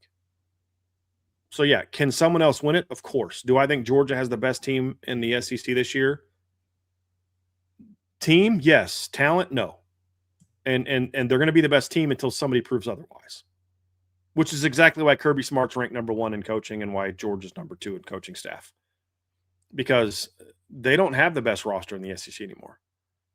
But their roster combined with the fact they have the best coaching staff in the SEC and the best head coach in the SEC, that's why they keep winning it. Agreed. Our friends over at FanDuel think it's a year for Texas to win the SEC. Which I get. I totally get it. I mean, they have the most talented roster. Yeah. Oh, yeah. Yeah, without a doubt. I just want to respond to something. My guy Archer in the chat said that he had, as a program, he'd have Georgia ahead of Notre Dame. He said, look at the last 5 years. It's okay. We did a ranking of coaches the last 5 years, and we had Kirby Smart number 1 for the same reasons you are, but that's a different argument than who is the better program today. Very different. They're not recruiting as well as Notre Dame right now. They have a head-to-head where they got whooped. They haven't won a playoff game since 2022. Like, there's a lot of things where, like, okay, yeah, you want to argue Kirby if we're going to put a 5-year span, but who's the better program today? I have a hard time accepting Georgia as the answer to that question. They keep winning the SEC, and I've been saying for 2 years the SEC is overrated and not that good. So when you win that garbage league, or I say that's an extreme comment. It's not a garbage league at all. It's the second best conference in college football. But when you win that league and you beat a team like Bama, so Notre Dame would have beat Alabama by worse than 28-7 last year. Can pretty much guarantee that. Indiana beat Alabama by worse than that. I'd also like to remind you that Kirby's still 1-2 against Kalen DeBoer the last 2 years. Yeah. So if you want to argue Kirby and we say, hey, last 5 years, and hey, guess what, buddy? We agree with you. We literally had Kirby over Marcus Freeman at the beginning of this ranking, and we did it. We had him number 1 when we did our top 10 coaches ranking. But if you're talking about a program, what you did 5 years ago has nothing to do with who you are today. Agreed. It doesn't. No, and I'll say again, Notre Dame has won more playoff games in like an 8-day stretch of the 12-team playoff than Georgia has won in the 12-team playoff, including a 13-point win over Georgia.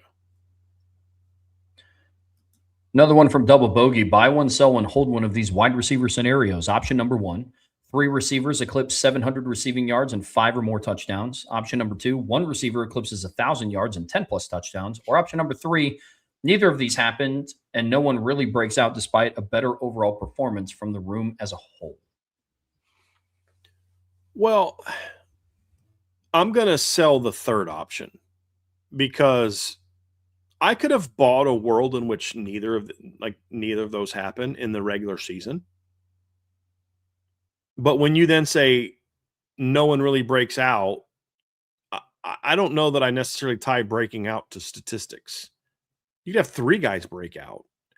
One guy's at 685 yards, one guy's at 650 yards, the next guy's at 630 yards, and they were all breakouts, but the ball got spread around a lot, plus you had your tight ends, plus you had your backs and all that. But of the 3, I would go with buy 3 receivers, eclipse 700 yards and 5 touchdowns, hold 1,000 yards and 10 touchdowns, and then I'd sell the last one. Yeah, we have the same order, especially for the wording of the final option. Yeah. I just don't see a world where nobody breaks out. I mean, they almost did that last year. I mean, you know what I mean? Like, if you look at it, Trev, and Notre Dame didn't throw the ball a ton last year, but they had two guys that were creeping up on 700 yards, and he doesn't have regular season in there. He just has that. And last year, Notre Dame had a guy at 640 yards, a guy had 630 yards, and a guy at 482 yards. If Notre Dame would have played 4 postseason games, I think there's a very good chance that they have 3 guys around 700 yards. Now, one of them wasn't a receiver, but I think that when you look at it, I think this year that the third guy is going to be more of a receiver than a tight end. Agreed. Yeah. From Floating Irish, buy, sell, hold. An SEC team could have the same success as Notre Dame does as an independent team, i.e. national ban and fan base to go play anywhere, could get their own TV deal, financially be able to be on their own, etc.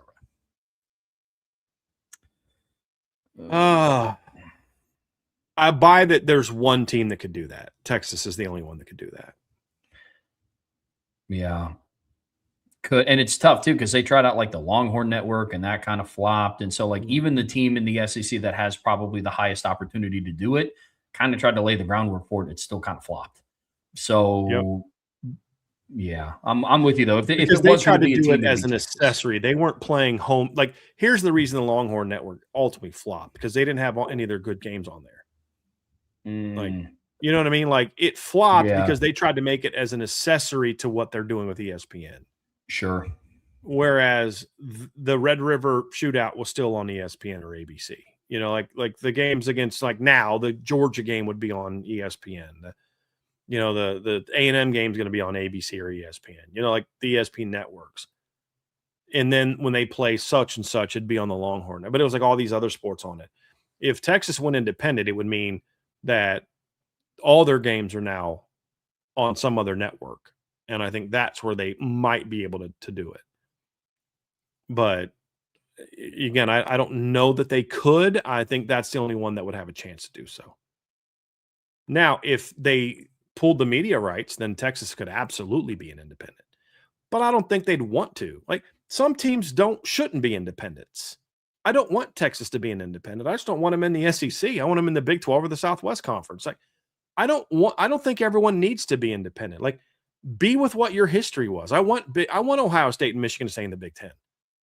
Not for any shady reason, because I love college football and that's the history of it. I just don't want them to be a part of an 18 team league in the Big 10. And that's what I like the idea of the pooling the TV rights, because I think that could maybe get us back to where there's no more need to have an 18-team Big 10 or a 16-team SEC.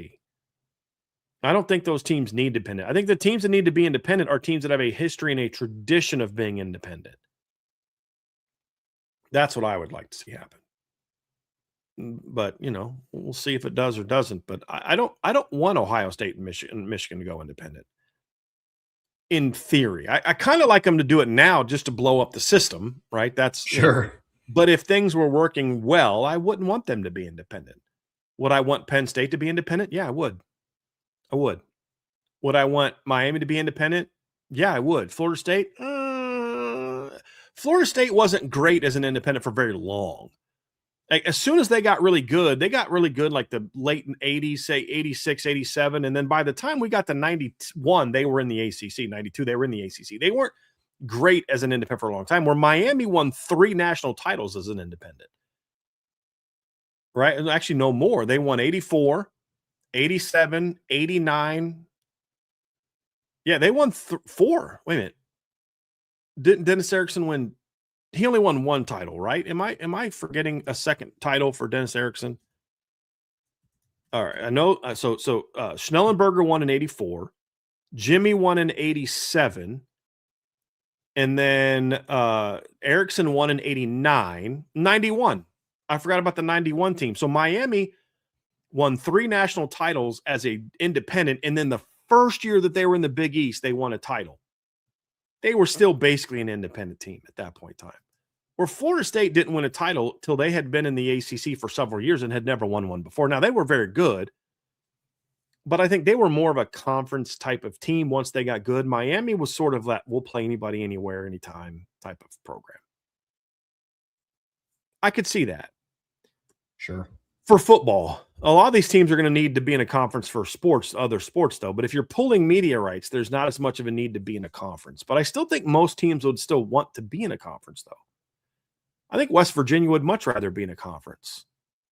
I think Pitt would much rather be in a conference. I still think being in a conference is best for most people. And I don't say that from an arrogant standpoint. I just think a lot of those teams have sort of natural rivals that are local and would be in a similar league and things like that. That's really where it comes down to for me. But I do think that if any SEC team could do it, it would be Texas. I don't think anybody else could. Agreed.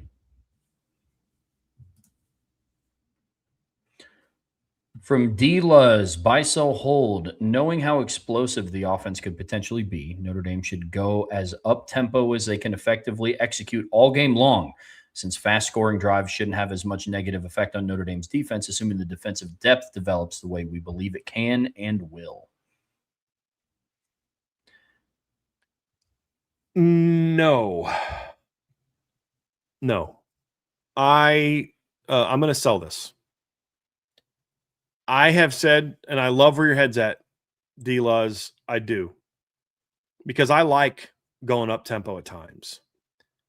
But I think when you have the skill talent Notre Dame has, and you have the line they have, and you have the quarterback they have, that is capable of getting you into the right play more often. I like running a normal offense. All I've ever asked Notre Dame to do, and we'll continue to ask Notre Dame to do, is just occasionally to throw somebody off, push the tempo. If CJ comes out, you say, hey, listen, if you complete your first pass, we're gonna go do this. And if not, then we go normal. I would like to see that where they push the tempo more, get the defense on their heels. Hey, if you complete this first pass, we're gonna go. First time we get an incomplete pass, slow it down, get in the huddle. But until they stop us, we're gonna go. Agreed. Applicably, when you look at Notre Dame's schedule, there's going to just be some teams that I would not love that against. I'm with you, and I love where your head's at. I'm with Brian. There's going to be some opponents where, like, the defensive depth, I think, is going to be perfectly fine to be in scenarios to do that situationally against Stanford or Syracuse or obviously Rice. But then I start thinking about Miami and SMU especially. Or, I mean, even on the road against BYU, I think Notre Dame has a much more talented roster than BYU. But do I want to be in a scenario where Notre Dame's defense is on the field every other 3.5 minutes of game clock? I don't know if I love that just because the depth is good. Notre Dame's, and I'm as high on Notre Dame's depth as anybody, but the quality of their depth, whether it's developed or not, is going to look significantly different against Cooper Barkhadi and Malachi Toney than it is going to against Michigan State's wide receiving core. So if they don't have to put themselves into that scenario, I'd be against it. But I'm with Brian. Occasionally, I would like for them to push the tempo, especially if they feel like momentum's on their side. I like tempo as a change of pace, not a state of being. 100%. That's the difference for me. From ICURN with Irish Luck, buy, sell, hold, Oklahoma, Florida, Alabama winning percentage next 5 years. I think I would sell Bama, honestly. I do too. I think I actually would go in the order you went. I would lean towards buying Oklahoma, holding Florida, selling Alabama. But if I was going to switch it, I would honestly I would put Florida ahead of Oklahoma if I was going to go in a different order than you provided. Yeah, that's close. I'm high on John Summerall and what he's going to do at Florida, but that's a tough ranking. But I think as of right now, I would agree with Brian's first order: buy Oklahoma, hold Florida, sell Bama. And then, just because there's a bit of an unknown with John Summerall. Look, there's an unknown about whether or not Brent Venables can be consistent at Oklahoma, but we have a proof of concept that he can win 10 games, and we have proof of concept that can lead him to a playoff game. Yeah. We don't know that about John Summerall. Now, this answer may change a year from now, but right now there's too much projection there for me.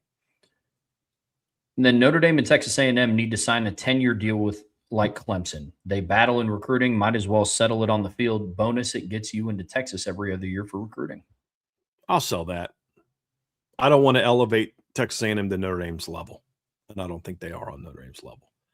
I'm a little salty right now with some of the shadiness that I heard coming from a coach who I respect and personally like. Was very disappointed that he would stoop to certain levels that he did to get a recruit, and I don't want to reward them for that. I'm good.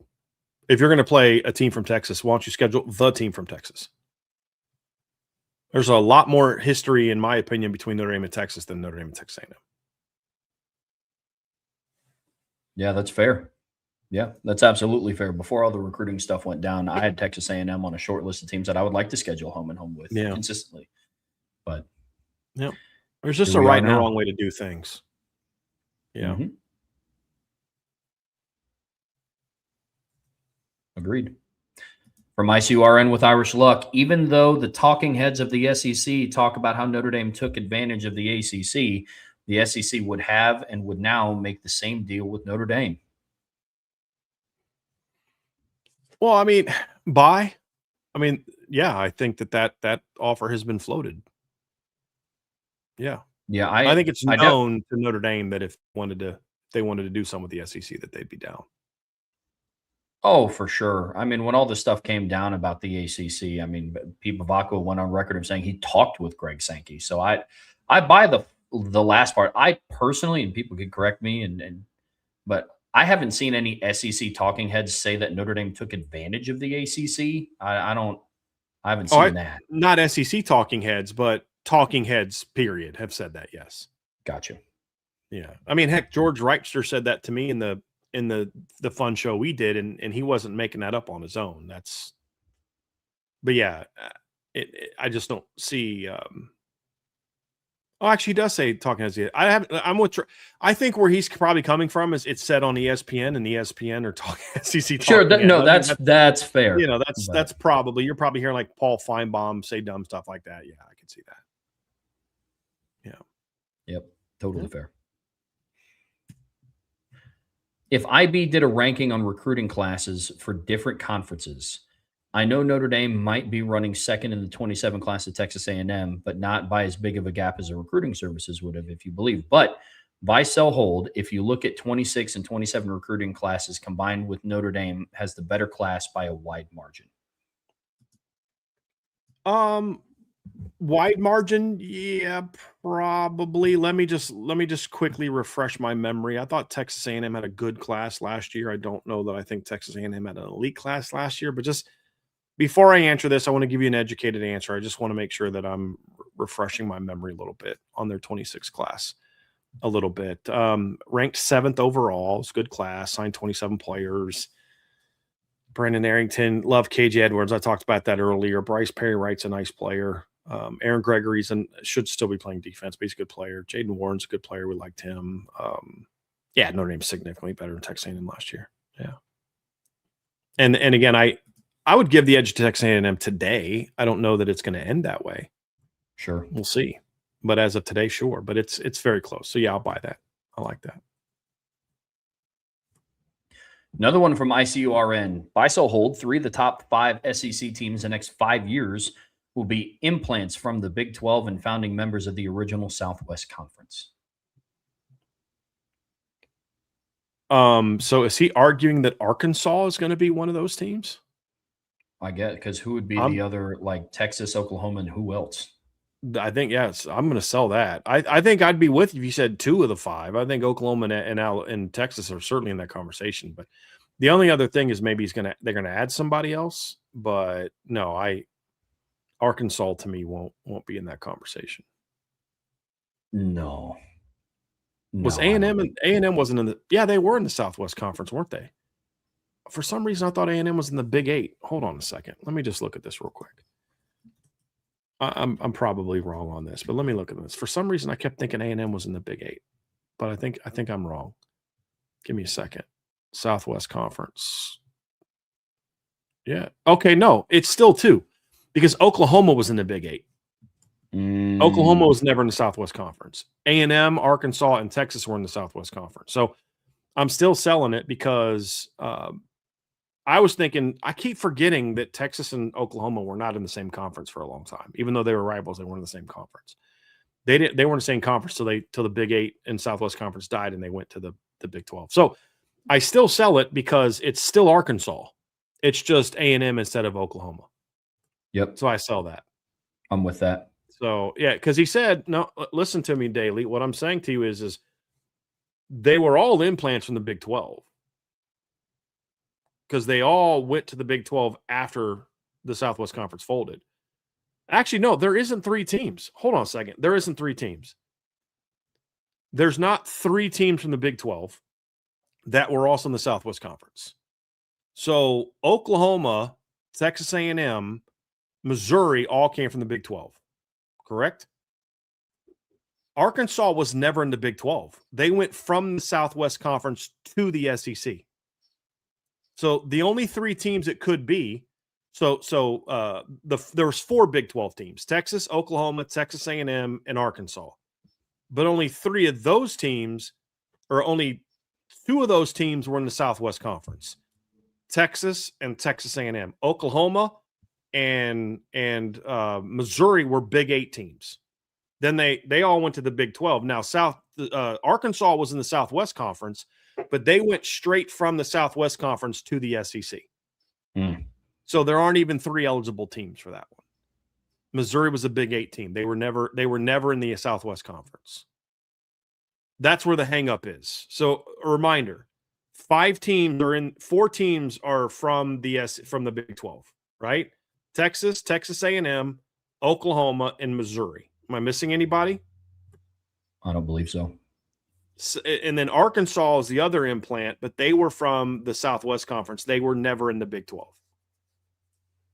And then when there was the Big 8 and in the Southwest Conference, Texas, Arkansas, Texas A&M were in the Southwest Conference. Missouri and Oklahoma were in the Big 8, and Arkansas was the team that left the Southwest and went straight to the SEC back in 91 or 92. So yeah, we've talked it through. So yes, sell, because it has to be a sell. But let's change it to 2. If it's 2, then I could buy that. I could buy it because I do think Texas and Texas A&M could be that. Yeah. Agreed. Yeah. Swanton says this got confused. It's very confusing. I'm with you, because I'm like, wait, weren't they here and there? No, it's very confusing, but let's make it real simple. The teams that were in the Southwest Conference and the Big 12, there's only 2 of them: Texas and Texas A&M. There are 2 teams currently in the SEC that were in the Big 8 and the Big 12. That's Missouri and Oklahoma. And then there was 1 team that was only in the Southwest Conference, was never part of the Big 12, and went straight to the SEC. That's Arkansas. The history. This all happened before you were born, Trevor. So, yeah, I don't expect you to remember all that. Heck, I was just hit teenage years when this all went down.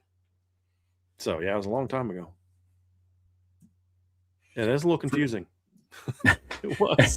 Kind of felt, that gif of like Charlie Day, like when he's like, has all like the strings. That's how I felt. That was us. That's us. Yep, I'm with you. Swanton's like, hold on a second, I'm trying to take notes. This is crazy. I don't even know what you're talking about. And then we forgot things and moved teams around. So yeah, it's a little crazy. I was trying to think about it in my head, and I was like, I just started getting the names of the conferences mixed up. I was like, the Big Southwest, the 12 SEC. There was the Southwest Conference and the Big 8. And back then, teams actually were located and or in conferences that matched the number of teams to the actual conference. So when they said Big 8, there was actually 8 teams in the Big 8. Can you believe that, Trev?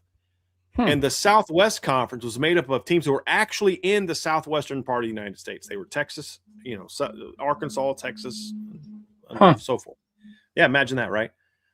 So the Southwest Conference folded in like 91. And when it folded, let me just look at the year real quick, because I'm pretty sure it was 91 was the last year. Might have been 90. Now, keep in mind, too, the Southwest Conference is where some of the really dirty recruiting was. So it was SMU, it was Texas, the Trans A&M, stuff like that. So you had the Southwest Conference was Texas A&M, Baylor, Texas Tech, Arkansas, TCU, Texas, Houston, Rice, and SMU. Then in 92, I think is when it folded. No, in 92, Arkansas bolted. Arkansas was the first team to leave. They went to the SEC. I think that's also when the SEC got South Carolina, and they went to 12 teams and split the East and Western Division. First year of the East and West in the SEC. Then, and let's see, when did that Southwest Conference was there in 2093? Let's find out when the Southwest Conference went away. Here's a crazy stat for you. In 1994, there were 8 teams in the Southwest Conference. This is nuts. No, it was only one. The four teams tied for the league championship at 4-3 because A&M was not eligible for postseason because of ineligibility, and SMU was only back in year 5 from getting the death penalty. The Southwest Conference was clearly dying. We're getting close to, let's see here, same thing in 95. I thought they died right after Arkansas left, but I clearly didn't. So yeah, 96 is the first year that there was no more Southwest Conference. So and the Big 8 also died. So that's when the Big 8 and the Southwest Conference merged. Texas, Texas Tech, Texas A&M, Baylor, all joined the Southwest Conference. And then let's see what happened to those other teams. Rice, SMU, TCU all joined the WAC. They didn't get invited to the Big 12 because the Big 12 had this rule. It's very wild. We're only going to have 12 teams if we're in the Big 12. I'm kind of being sarcastic. So yeah, it was a wild type, period of time. Very wild. You had teams getting put on probation, teams like getting the death penalty. The Southwest Conference was a dirty league, bro. Dirty league. Let's keep rolling. From D. Troll Hunter, buy, sell, hold. Notre Dame returns the best running back room, not necessarily number one running back for this grouping with the SEC. I'm gonna sell that if we're talking about just 26, because I do think if we're going to talk about returning the best room, there needs to be some level of proven production. And while Texas's running backs don't have proven production, I mean, at the schools they played at, they do return a guy who rushed for 1,000 yards last year in the Big 12, which no longer has only 12 teams in it. Relique Brown rushed for over 1,100 yards last year. Hollywood Smothers was a good football player. They have a good room. Hollywood ran for 939 yards last year as well, was a pass catching threat. You look at Georgia, Trev, Nate Frazier's now been in the rotation as a key player for 2 years now. He rushed for over 900 yards last year. Chauncey Bowens last year ran for over 500 yards and 6 touchdowns. Do I think that you could say Notre Dame's 2 most talented backs are arguably more talented than Georgia's? In theory, yes.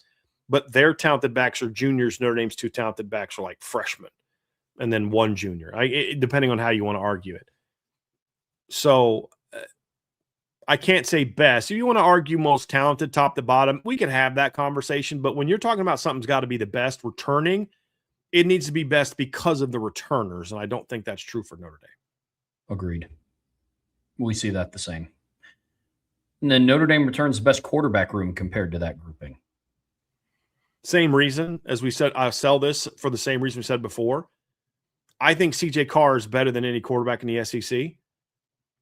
But I think the gap right now and the faith I have in the Texas depth chart is a little greater right now than the gap between the depth right now, as of today, is greater in Texas's favor than the gap is that CJ Carr has over Arch Manning. And I think CJ is a much better thrower than Arch Manning. I think Arch is a much better dual threat player than CJ Carr. It balances it out. If I could pick one, I'd pick CJ Carr. And I know a lot of people that would, but there's some people that take Arch. Think CJ's better than Arch. I think the Texas, I just think KJ Lacey right now is much further along in 2026 than anybody that Notre Dame has. How about this one? Arkansas has a better 3 to 5 year outlook than Missouri. So, no, are they going to? I just no. I'm not a huge Eli Drinkwitz fan, but I have a lot more faith in him to continue doing what they've been doing than I have in Ryan Silverfield. Yeah, I'm selling this one as well. Missouri to me is on like a lesser stature of what Iowa is to the Big Ten. Iowa's That's that team in the Big Ten that's very consistently anywhere from like 8 to 10, maybe 11 wins, depending on the season. Missouri's that team in the SEC that's always good for 7 to 9 wins. Arkansas, they could be at 9 wins. They could also be at 2. And I'm with you. I don't have a whole lot of faith in Ryan Silverfield either. So I'm selling that. Yep. Agree. All right, let's get to some more from Detroit Hunter. It's a lot of good ones today. By so hold, Vanderbilt will remain a middle tier team and has graduated from being a perennial SEC doormat thanks to Clark Lee. I'm going to put that on hold. I need to see it for more than one season. Yeah, I hope so. I'm rooting for Clark Lee to be successful there, but I need to see it for more than one season. I mean, they were 7-6 2 years ago, and they had to win over Bama, but Bama wasn't that good. I just need to see it for more than 1 year. I'm holding it as well, but I think we're going to get a pretty good answer this year of what that's going to look like from Clark Lee and Vanderbilt.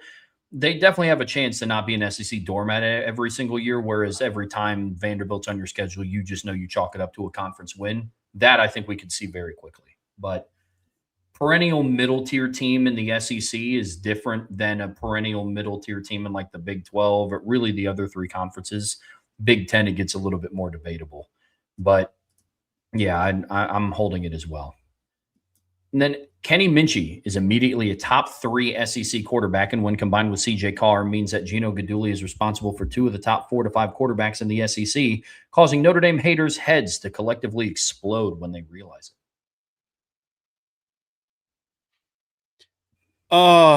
Sell. I could CJ Carr or could Kenny Minchie end up as one of the 3 best quarterbacks in the SEC? Sure.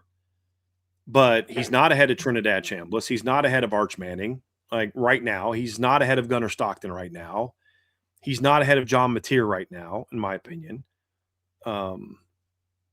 He's not ahead of Bryce Brown from Auburn right now. And honestly, he's got to still prove something to be considered better than Lenore Sellers. I mean, it's just not even counting just guys of his age or older. I mean, he's got a lot more to prove, in my opinion. Look, Austin Simmons at Missouri is a far more proven quarterback right now than Kenny Minchie. So could Kenny be there? Sure. But immediately top 3? No, I can't go there. I need to see him play that out through the whole season. Would I be shocked at the end of the year he's in the top 3? Not really. But I think the SEC, I think quarterback play in the SEC is going to be very good this year. We also like the Kamarian Taylor kid from Mississippi State. He's a really talented kid. It's a good year at Keelan Russell, at Alabama or Austin Mack. I mean, this is part of the reason that there's 2 reasons why you and I are a lot higher in the SEC this year than we have been the last 2 years. One is they've improved coaching in the league. The other one is this is going to be one of the better quarterback rosters in the SEC in several years. I didn't even mention Sam Leavitt in that conversation. Yeah. Those are the 2 reasons I think SEC is on the upward swing this year compared to the last couple of years. Yeah, agree completely. I mean, going into you can see it just from 25 to 26. And last year, going into the year, Marcel Reed was one of the top quarterbacks going into the season in the SEC. And now you could argue he's not in the top 5. And it's not because he all of a sudden magically sucks. I think it's very obvious he's not in the top 5. Like, I would okay, let's actually. Is he better than Trinidad Chambliss? No. Okay. Is he better than Gunnar Stockton? No. Is he better than Arch Manning? No. Is he better than John Mateer? It's debatable.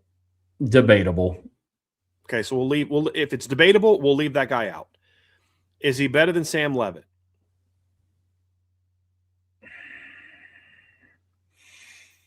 I'm not a huge Sam Leavitt fan, and I'd still say no. Yeah, no, probably not. No. Is he better than Bryce Brown? Oh, Byron Brown? Byron Brown, yes. No, no. Is he better than Lenore Sellers? I'd say no.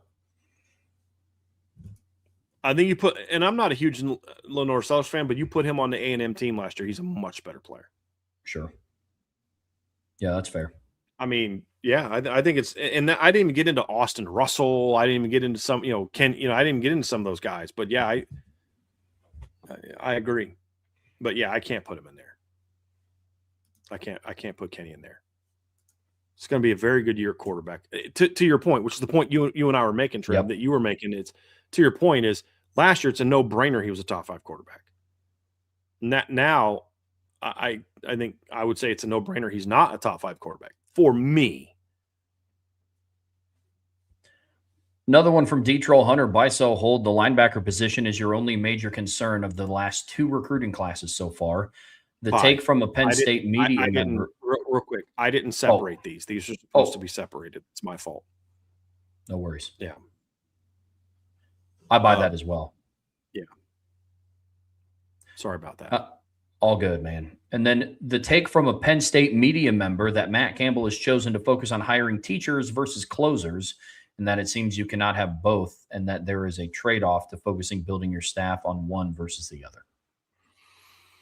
No, I buy that that's what Matt Campbell's doing, and I think that's exactly why I said I don't think Matt Campbell's going to win at Penn State. That's the mindset you have to have at Iowa State. You need great evaluators and great teachers because you're going to get 3-star kids that you got to find in the big schools don't want, and you got to have great coach teachers, guys that can teach them in the game and develop them and all that stuff. And that's exactly what he hired at Penn State. The reality is, though, is the best programs have both. Like Charlie Partridge has proven that he's an elite coach and he's an elite recruiter. Yep. Like you do both. Mike Brown was tasked with being a strong coach and strong recruiter. Jaywan Sider was tasked with the same thing. Aaron Henry's being tasked with the same thing. Brian John Marie's being tasked with the same thing. Joe Rudolph is being and if you're going to err on the side of one or the other, you're going to err on the side of a guy that's an elite recruiter over an elite position coach. So yeah. So I actually buy the Penn State media member saying that, in that I buy that that's what they're trying to do and how he's building a staff, which again is exactly why I said I don't think Matt Campbell will succeed at Penn State. Because he's going to try to run it. Like, it's one thing to run it like at Iowa State, where, hey, we're going to play hard-nosed, fundamentally sound football, but we're going to do it with way better players. Like, fine. Right? Your way of coaching worked for you. But the whole point of going to Penn State is you're going to do it with better players. You don't go to Penn State and try to recruit the same players you tried to recruit at Penn State, basically. Right. So, no, we're going to go out there and we're going to get dogs. We're going to recruit same – we're going to play the game the same way, but we're going to recruit better players. That was Billy Napier's problem. He kept trying to find those under the radar gems. I'm like, bro, you're in Gainesville. You're not at Louisiana anymore. You go out and find the dogs. You're coaching the Gators, man. You're supposed to get top 10 classes, not find these sleepers that you want to show everyone how good of a coach you are. Go get dudes. And Penn State should be doing the same thing. 100%. When Joe Paterno was winning championships and in the top 10 every year in the 80s, they were putting guys in the top end of the draft all the time. They had elite linebacker rooms, were great running backs. They weren't just a bunch of blue-collar. They were blue-collar guys from the Northeast, but they were really talented blue-collar guys from the Northeast. Same with Notre Dame. It's not going. Give me 1 second, Trev. I'm going to have to bring this down and put it back up because it was not working for me. Here we go. Okay. Now we got her back going. Going to get a few more here before we got to get out of here. Yeah. There we go. Come on, Driscoll. Step it up, man. It's my job to make you look good, dude. I'm slacking. I know, right? You're just standing there staring at me all quiet. What's going on over here? In your defense, there's really nothing you could have done about it. So I'll let it slide. Always find a way. Biso hold from T-Shop 11. Biso hold. Oklahoma has the toughest SEC schedule this year.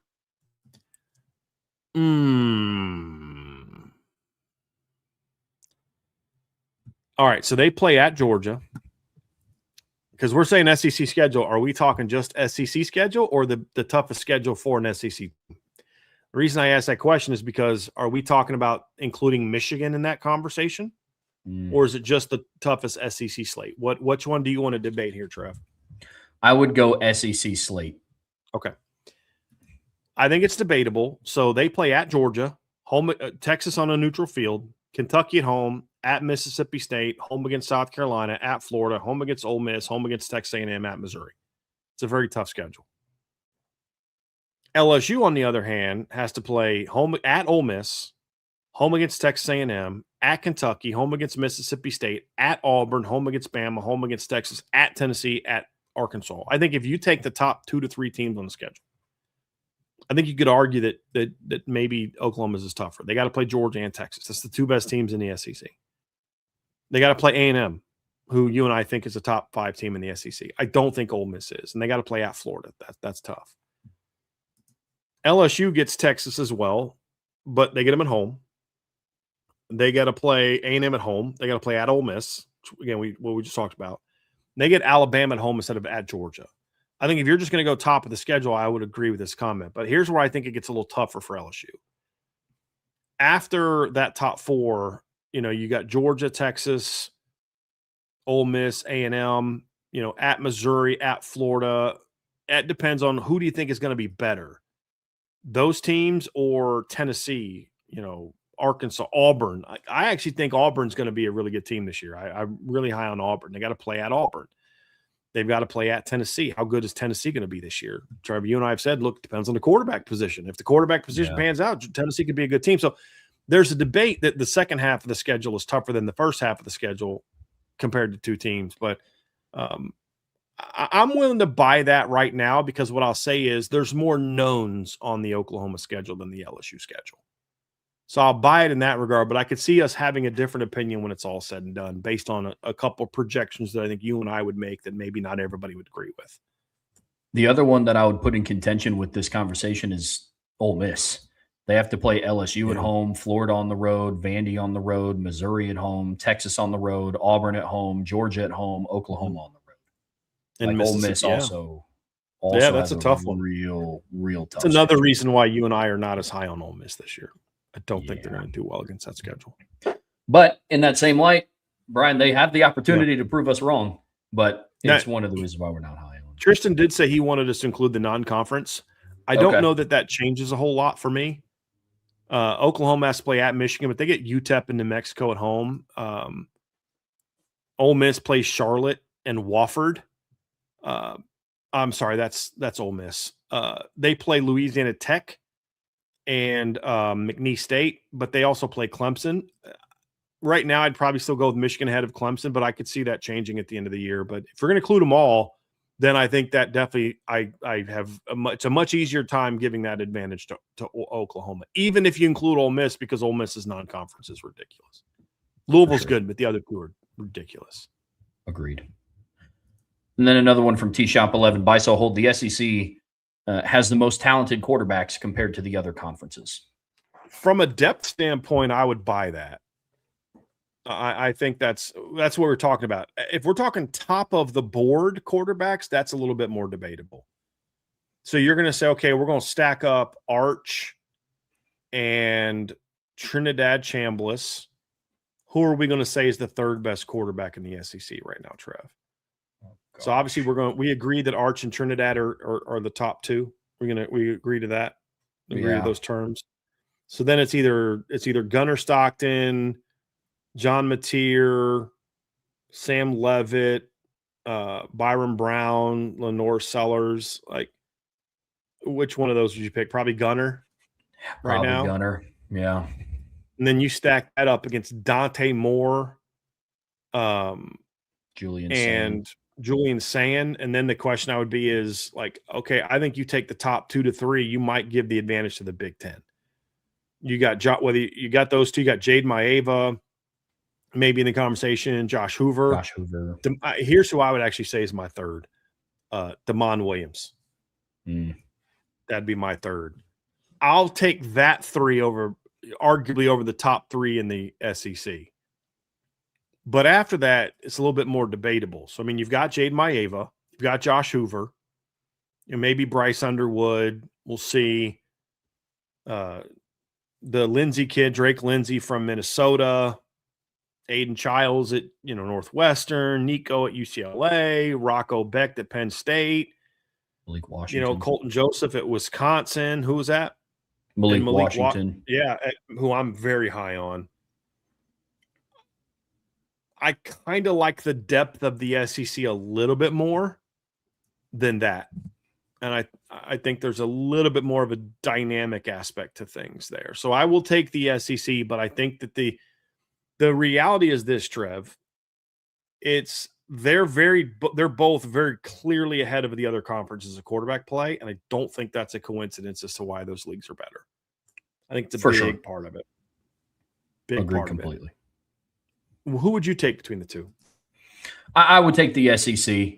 When the depth at top is debatable, but then I start thinking of the other teams that need to rise to the occasion. Who do I trust more? Do I trust Rocco Becht and Penn State and Bryce Underwood at Michigan to step up more than what I trust Byron Brown at Auburn to step up and Sam Levitt at LSU to step up? I don't know the answer to those questions. So I would lean towards. Actually, I do know the answer to that question. I would lean towards the SEC. So I'm buying this one as well. And but it's close. I love Malik Washington, but if Keelan Russell takes over as a starting quarterback at Alabama this year, he shoots way up, including over Bryce Underwood, all those guys. And we just answered a submission a couple of pages ago about if we think Kenny Minchey could be a top 3 quarterback. And we both said at the end, it's like, look, going into the season, no. But would it surprise either of us? Also, no. So there's a lot of that.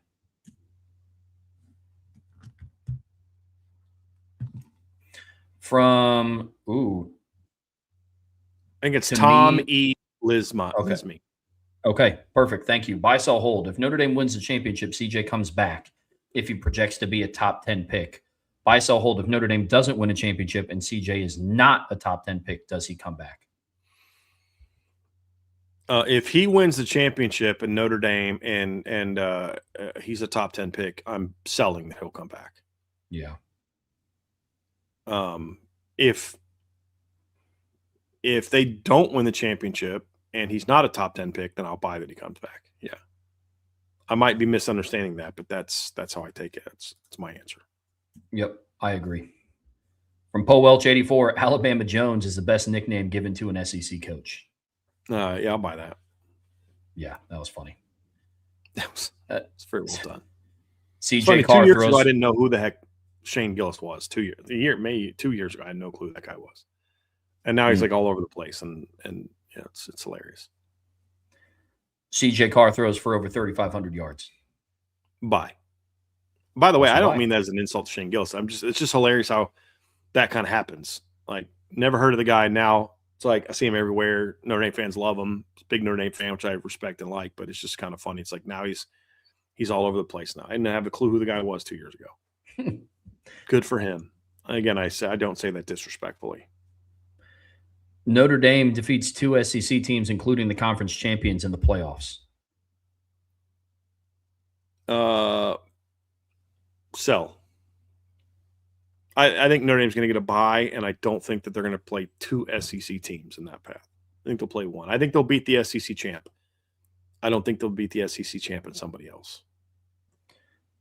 Then Notre Dame has a deeper roster than any SEC school.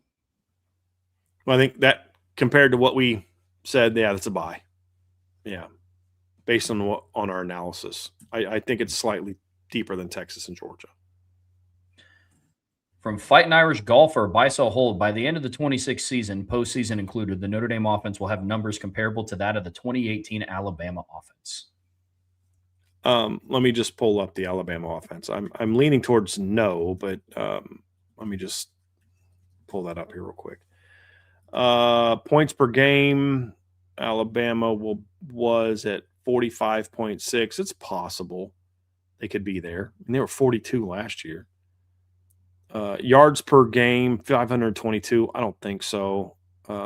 Yards per play, 7.8. I could see that. They were at 7.3 this year. I mean, yeah, it's possible. I don't know that they'll throw as much as Alabama. Well, I know that they won't throw as much as Alabama did. I mean, that year they threw for 4,800 yards in 15 games. I don't think Notre Dame throws that much. I think Notre Dame's probably little bit better running the football with their backs. They had 3 really good backs, but like they only had one of them was in over 6 yards a carry. Najee Harris was. So they were their O-line wasn't great in 2018, but I think these numbers could be similar. Overall team numbers. I mean, I don't think you're going to have a receiver with 68 catches for 1,300 yards like Jerry Jeudy. But, man, that team was loaded, dude. Jerry Jeudy, Jalen Waddle, Henry Ruggs, Damian Harris, Najee Harris, and Josh Jacobs. Tua and Jalen Hurts at running back. And they still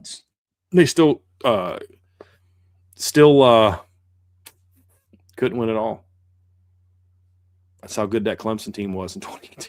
Mm-hmm. Yeah. I'd like to remind people that I know some people that coach in the ACC, and I remember being told this after the Cotton Bowl, before the national title game, that there were some Clemson coaches that were celebrating after the Notre Dame win because after breaking down all the playoff teams on film, Notre Dame was the one team they were most worried about. They knew they knew they were going to smoke Alabama. They knew they were going to rip that defense up. Notre Dame was the team they were worried about because they thought that was the only defense that they were going to play that could stop their offense. I remember being told that at the time. I was like, wow. That's how much respect people had for the roster in 2018. Not the coach, the roster. From Nomont, Biso hold the SEC's biggest fear isn't Notre Dame joining the conference. It's Notre Dame staying independent and still stealing their recruits. Oh, yeah. Bye. Because if they join the conference, you can do things to tamp them down, just like Big Ten did to Penn State. Yep. Then Biso hold Notre Dame's offensive line would bully more SEC defensive fronts this season than any non-SEC team in the last 3 years. Bye. Could. From a potential standpoint, yes. They got to prove it still, but yeah. Yep. Another one from Nomont. Biso hold Notre Dame's 25 offense would finish top 3 in the SEC in scoring, even if they played Georgia, LSU, and Texas in the same month. I'll buy that. I mean, we saw them how they stacked up against SEC teams last year. They played Texas A&M and scored 40 points. And then they played Arkansas, scored 56. Nobody else did to Arkansas's defense what Notre Dame did to Arkansas. I think they didn't get blown out again until what? Texas? I mean, Arkansas was in close games every week. And it wasn't until, Texas beat them by 15. Like, it wasn't until I think it might have actually been the Missouri game. Let me do the math here real quick. I think it was the Missouri game where the SEC finally surpassed Notre Dame's margin of victory over Arkansas. 3-3, 9, 3, 1, 15. Yeah, it wasn't until the Missouri game, the last game of the season, that the SEC surpassed their margin of victory that Notre Dame had against Arkansas. Jeez. Yeah. And Notre Dame more yards by a lot, 641. Nobody else even had 5. I think Texas was next highest at 490. Yards per play, Texas was the best that they faced all year, 8.31. Notre Dame was at 8.9. Ole Miss was at 475 and 6.8. So, yeah, I mean, certainly. I think Notre Dame would have definitely had a chance to score a lot of points in that league, certainly. And Biso hold Notre Dame's recruiting pitch is the one thing the SEC can't copy. Quote, we build men, not just draft picks. Sadly, I buy that. I wish more teams cared about that. But, yeah. I think in his own way, Saban believed in that in his own somewhat misguided way. I think there's some coaches that believe in that, but not the way, not the conference as a whole. I mean, when the pride and joy of your league, who I'm listening to Archer try to say is better than Notre Dame right now. I don't say that as a shot at you, Archer, but I'm saying you are advocating it's the best team in the SEC. That's the only point. It sounded like a shot, didn't mean to be.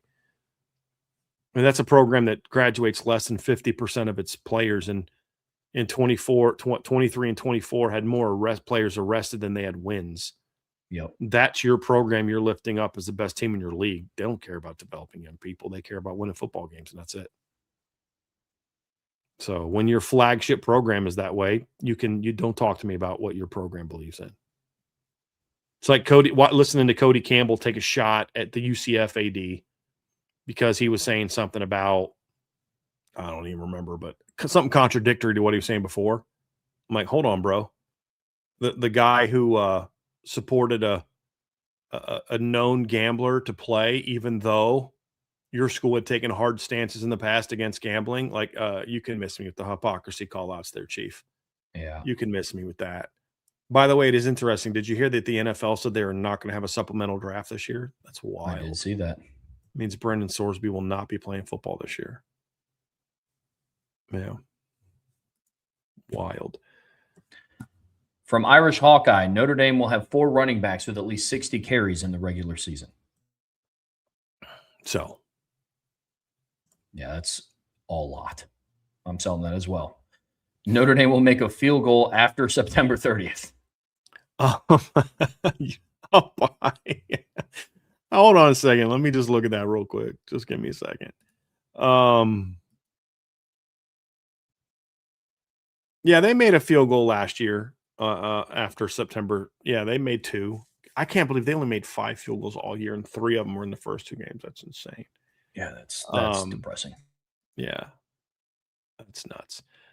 I'll buy that. They're gonna have I think they're gonna have a very good kicker this year. Yeah, buying it as well. From Miller HC, buy, sell, hold. Notre Dame can win a natty with the O-line performing like it did last year. Solid to above average, but not great or elite. Can they? Yes, I buy that they can. It becomes way harder. It becomes less likely, and it requires that everybody else has to be really dominant. CJ has to be elite. Your defense has to be elite. Ohio State won a national championship with an offensive line that was very similar to the one Notre Dame had last year. So we've seen it recently. Michigan's offensive line in 23 wasn't great, but you better be really good somewhere else. And those teams were. Michigan was great on defense in 2023. Last year, Ohio State had skill talent that could kind of overcome it come the postseason. You had 2 big-time backs. You had big-time receivers. Your defense finally figured it out in the postseason. You just have to play great football everywhere else to win that way. So, yeah, I buy it. We have evidence that it can happen. I just would rather not test it. Because here's the thing, that Ohio State team that did that in 2024, they went 10-2 in the regular season and didn't really beat anybody any good outside of, Penn State and Indiana. And they barely got to the playoffs. I wouldn't want to take that chance. So it hurt them. And now they played better in the postseason, and that's why they went and won a championship. But no, yeah. And somebody says, I think the run blocking last year was way better than pass blocking. Run blocking was elite last year. No, not even close. Not even close. The run blocking was very solid at best last year. That's it. Look, and you started to hear NFL teams talk about this. There was a lot of NFL draft analysts that would watch the film and say, I'm surprised that Notre Dame's offensive line blocking wasn't very good. And that's part of the reason Jeremiah Love and Jadarian Price were so loved, because they did so much with average blocking. The results don't always of rushing don't always tell you how good the offensive line plays. And so and Archer, you can make all the excuses for why they weren't playing great, but the whole point is that they were a solid to average offensive line that won a title.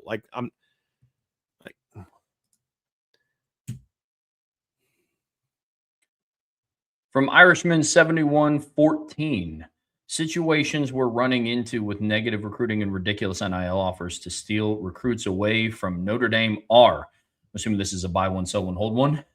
Let me see if there's a third one here. I don't know that there is. I think it's just buy, sell, or hold each of those, I believe. Is okay. Okay. Sounds good. So buy, sell, hold, a sign of Freeman and Company recruiting prowess, making other coaches feel threatened to make a splash. Absolutely buy. Yeah. Then just putting a Band-Aid on a gushing wound, because when Notre Dame wins a championship, the negative recruiting gets easier to ignore. No, I'll sell that. I don't think it's that. I think they know that Notre Dame is a dangerous team, and they want to do what they can to make sure they're getting the players they need to get to be able to beat Notre Dame, which means sometimes beating them for players and then recruiting against them. So it's not that it's a band-aid. They're trying to do what they can do to beat Notre Dame. I don't think they view it that way. We might as Notre Dame's, but I don't think they view it that way. I think they view it as, hey, if we want to be that team that everybody thinks Notre Dame is going to be, then we need to go do what we got to do to get Caden Henderson. We need to be able to do what we need to do to get Mike Matthews and Kennedy Brown and guys like that. I think, looking at it from A&M, same thing with Miami. Hey, we want to be able to beat Notre Dame. We need to do what we need to do to get Noah Glover and to get A.J. Randall and to get to Dante Wright. I don't think they view it as like, man, they're going to win anyway, but we're just going to put – like, I think we might look at that as Notre Dame fans, but I don't think the schools look at it like that. Those are things they need to do to be able to compete with the Notre Dames and the Texases and the teams like that. That's how I look at it. So definitely buy the first one, not the second one. Yeah, I'm with that.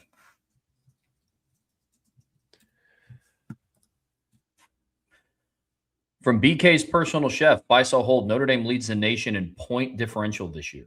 Finished 3rd and 4th the last 2 years. Why? Part of the point differential isn't just how dominant you are, it's also who you play. And they're going to have a lot of blowouts this year. Yeah. They may not be the best team in the country, but I think they'll have the best point differential of Power 4 teams, yeah. If Notre Dame were forced to join the SEC, then Bisel Hold that they would be in the title game within 2 years and win the SEC within 3.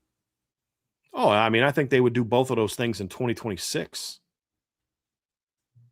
Yeah, buy that for sure. Yeah, I buy that as well.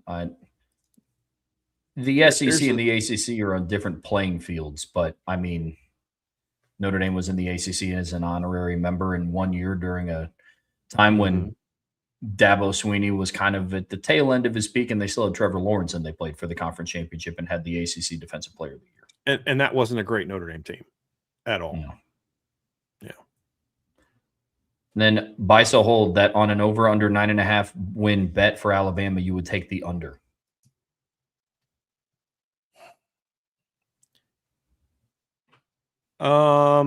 Sell, because I think their schedule is going to get them to 9-3. Here's their schedule. We talk about they play East Carolina at home, at Kentucky, home against Florida State, home against South Carolina, at Mississippi State, home against Georgia. I mean, you can't just chalk that up to an L because in the regular season, Kalen DeBoer is undefeated 2-0 against Kirby. At Tennessee, that's a tough one. Let's say they split those 2 games, home against A&M, at LSU. Let's say they split those, win 1, lose 1. Then they're at Vanderbilt, home against Chattanooga, home against Auburn. So even if what you predicted comes true, Trev, which is that's a game that Trevor's riding on, Auburn beating Alabama, that still gets you to 9-3, so that gets you under, right? So I don't know that they'll do that. I mean, I could see them being a bad 10-2 team again, but if I were to lean in right now, I would probably lean towards I'd bet the under. Yeah, I'm buying that because I've already put a bet in for them to hit the under. So wow. He is really rocking that. And this is the last one, Trev, and then we're going to have to get out of here. From M. Catino, Bisel Hold, if Notre Dame was in the SEC, they would have the best player at 3 or more different positions across the entire conference. 2 for sure. I would say quarterback and cornerback. I would say yes. What would be I would know on running back, know at tight end, know at wide receiver. If you want to argue they'd have the best left guard, I'd have to go through the rosters, but right. Or best right tackle, like maybe. I'm saying maybe because I haven't studied all the SEC rosters to the point where just off the top of my head I could tell you Gerby's better than any right tackle that there's in there, or that Anthony Knapp's better than any left guard. I think there are some good ones. I think maybe there. Like defensive end, no. Defensive tackle, no. Linebacker, maybe, but probably no. And then safety is another maybe. But I think that there's some safeties in the conversation too. KJ Bolden comes to mind. Bama's got a couple really good safeties. So I'll buy that you can make a case for that. Yeah. And somebody said KVA's PFF's #1 linebacker. That doesn't mean he's the best linebacker in college football. He doesn't even start for Notre Dame, and he's also coming off a torn ACL. And I don't respect Pro Football Focus's rankings very much. I'll use them to make a point, like, hey, so and so is ranked #1, but I don't hold that as my #1 argument for something. I think KVA, if not coming off the injury, we could be maybe having that conversation. But it's hard for me to say he's going to do that when he's coming off of an injury. Yeah. Yeah, I agree. It's the third spot would be debatable I think, too, for sure. There's a lot of points you could agree, Trev. You could debate safety. Yep. You could debate linebacker between Kingston or Drake. You could debate it. Mm-hmm. You could debate right tackle, and you could debate left guard, I think. Yep. But I'm not sure. So I'll buy that you could have that conversation. I think 2 for sure. 2 for Agreed. Sure. 2 for sure. I buy that you would have the opportunity to argue for a third. Yeah. I'm with you. Which speaks to how good his team is. It's not that the SEC doesn't have good players. Again, I'd have to go through and look at all the depth charts to see right tackle, left guard, stuff like that. But it's in the conversation. Safety, the same thing. It's very debatable. It's a great year at safety in college football. We've talked about that before. You know, KJ Bolden, Bray Hubbard, what's his name? The Sabb kid from Alabama. Keon Sabb's another one. There's some really good players in the SEC at safety. And those are just of ones we've talked about in today's show. This is a great year in college football at safety. If you're a team in the NFL draft and you're looking to get good safeties next year in the first, second, third round, this is going to be a draft I think you're going to like. Agreed.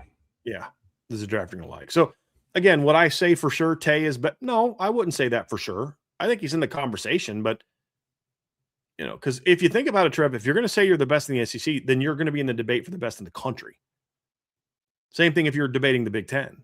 If you're going to say you're the best in the Big Ten, then you're debating that you're in the best in the country. That's where we're at. So I think there's enough guys that in the debate where I'd say I'm comfortable saying that you can buy that this is something that we could discuss and debate for sure. Sure. Most people would not agree with us that CJ's #1 at quarterback, but I'm pretty comfortable this year. Yeah, totally fair. Yep. All right, Trevor, that'll do it, man. Lot good stuff today. Seon Alexander commits. We got to play Notre Dame versus the SEC. Great Beisel hold. Lots of good stuff, man. Y'all were great in the chat for the most part. Archer, troublemaker today. Tell you what, man. Buckeye fans sometimes get in the mood, Trev. They do. They just got to get in the mood. Got a super chat from my guy, Charlie Weiss's last belt loop. Appreciate the super chat, Charlie. The culture coach Marcus Freeman and staff have created is amazing. The hit rate of getting guys to commit, plus Charlie Partridge is legit. This is impressive. Natty 2026. Yes, sir. Appreciate you, my dude. Bye. Yeah, bye. Bye. Well, folks, that's going to do it for us here on the Irish Breakdown podcast, brought to you by our friends over at FanDuel. The guys are going live here a little less than a half an hour on IB Nation Sports Beat, covering a bunch of different topics. Be sure to tune in there. Brian and I will be back tomorrow for the Notre Dame football midweek rundown. Not going to want to miss that show either. On your way out of this one, be sure to hit that like, hit that subscribe, hit that notification bell. Be sure to share this podcast with your friends, family, anybody that you know loves Notre Dame and college football as much as you do. But as always, the best way to stay in tune and the best way to support what we do here is subscribe to the premium message boards at boards.irishbreakdown.com. So until next time, that's Brian. I'm Trevor. We'll see you back here very soon on the Irish Breakdown podcast.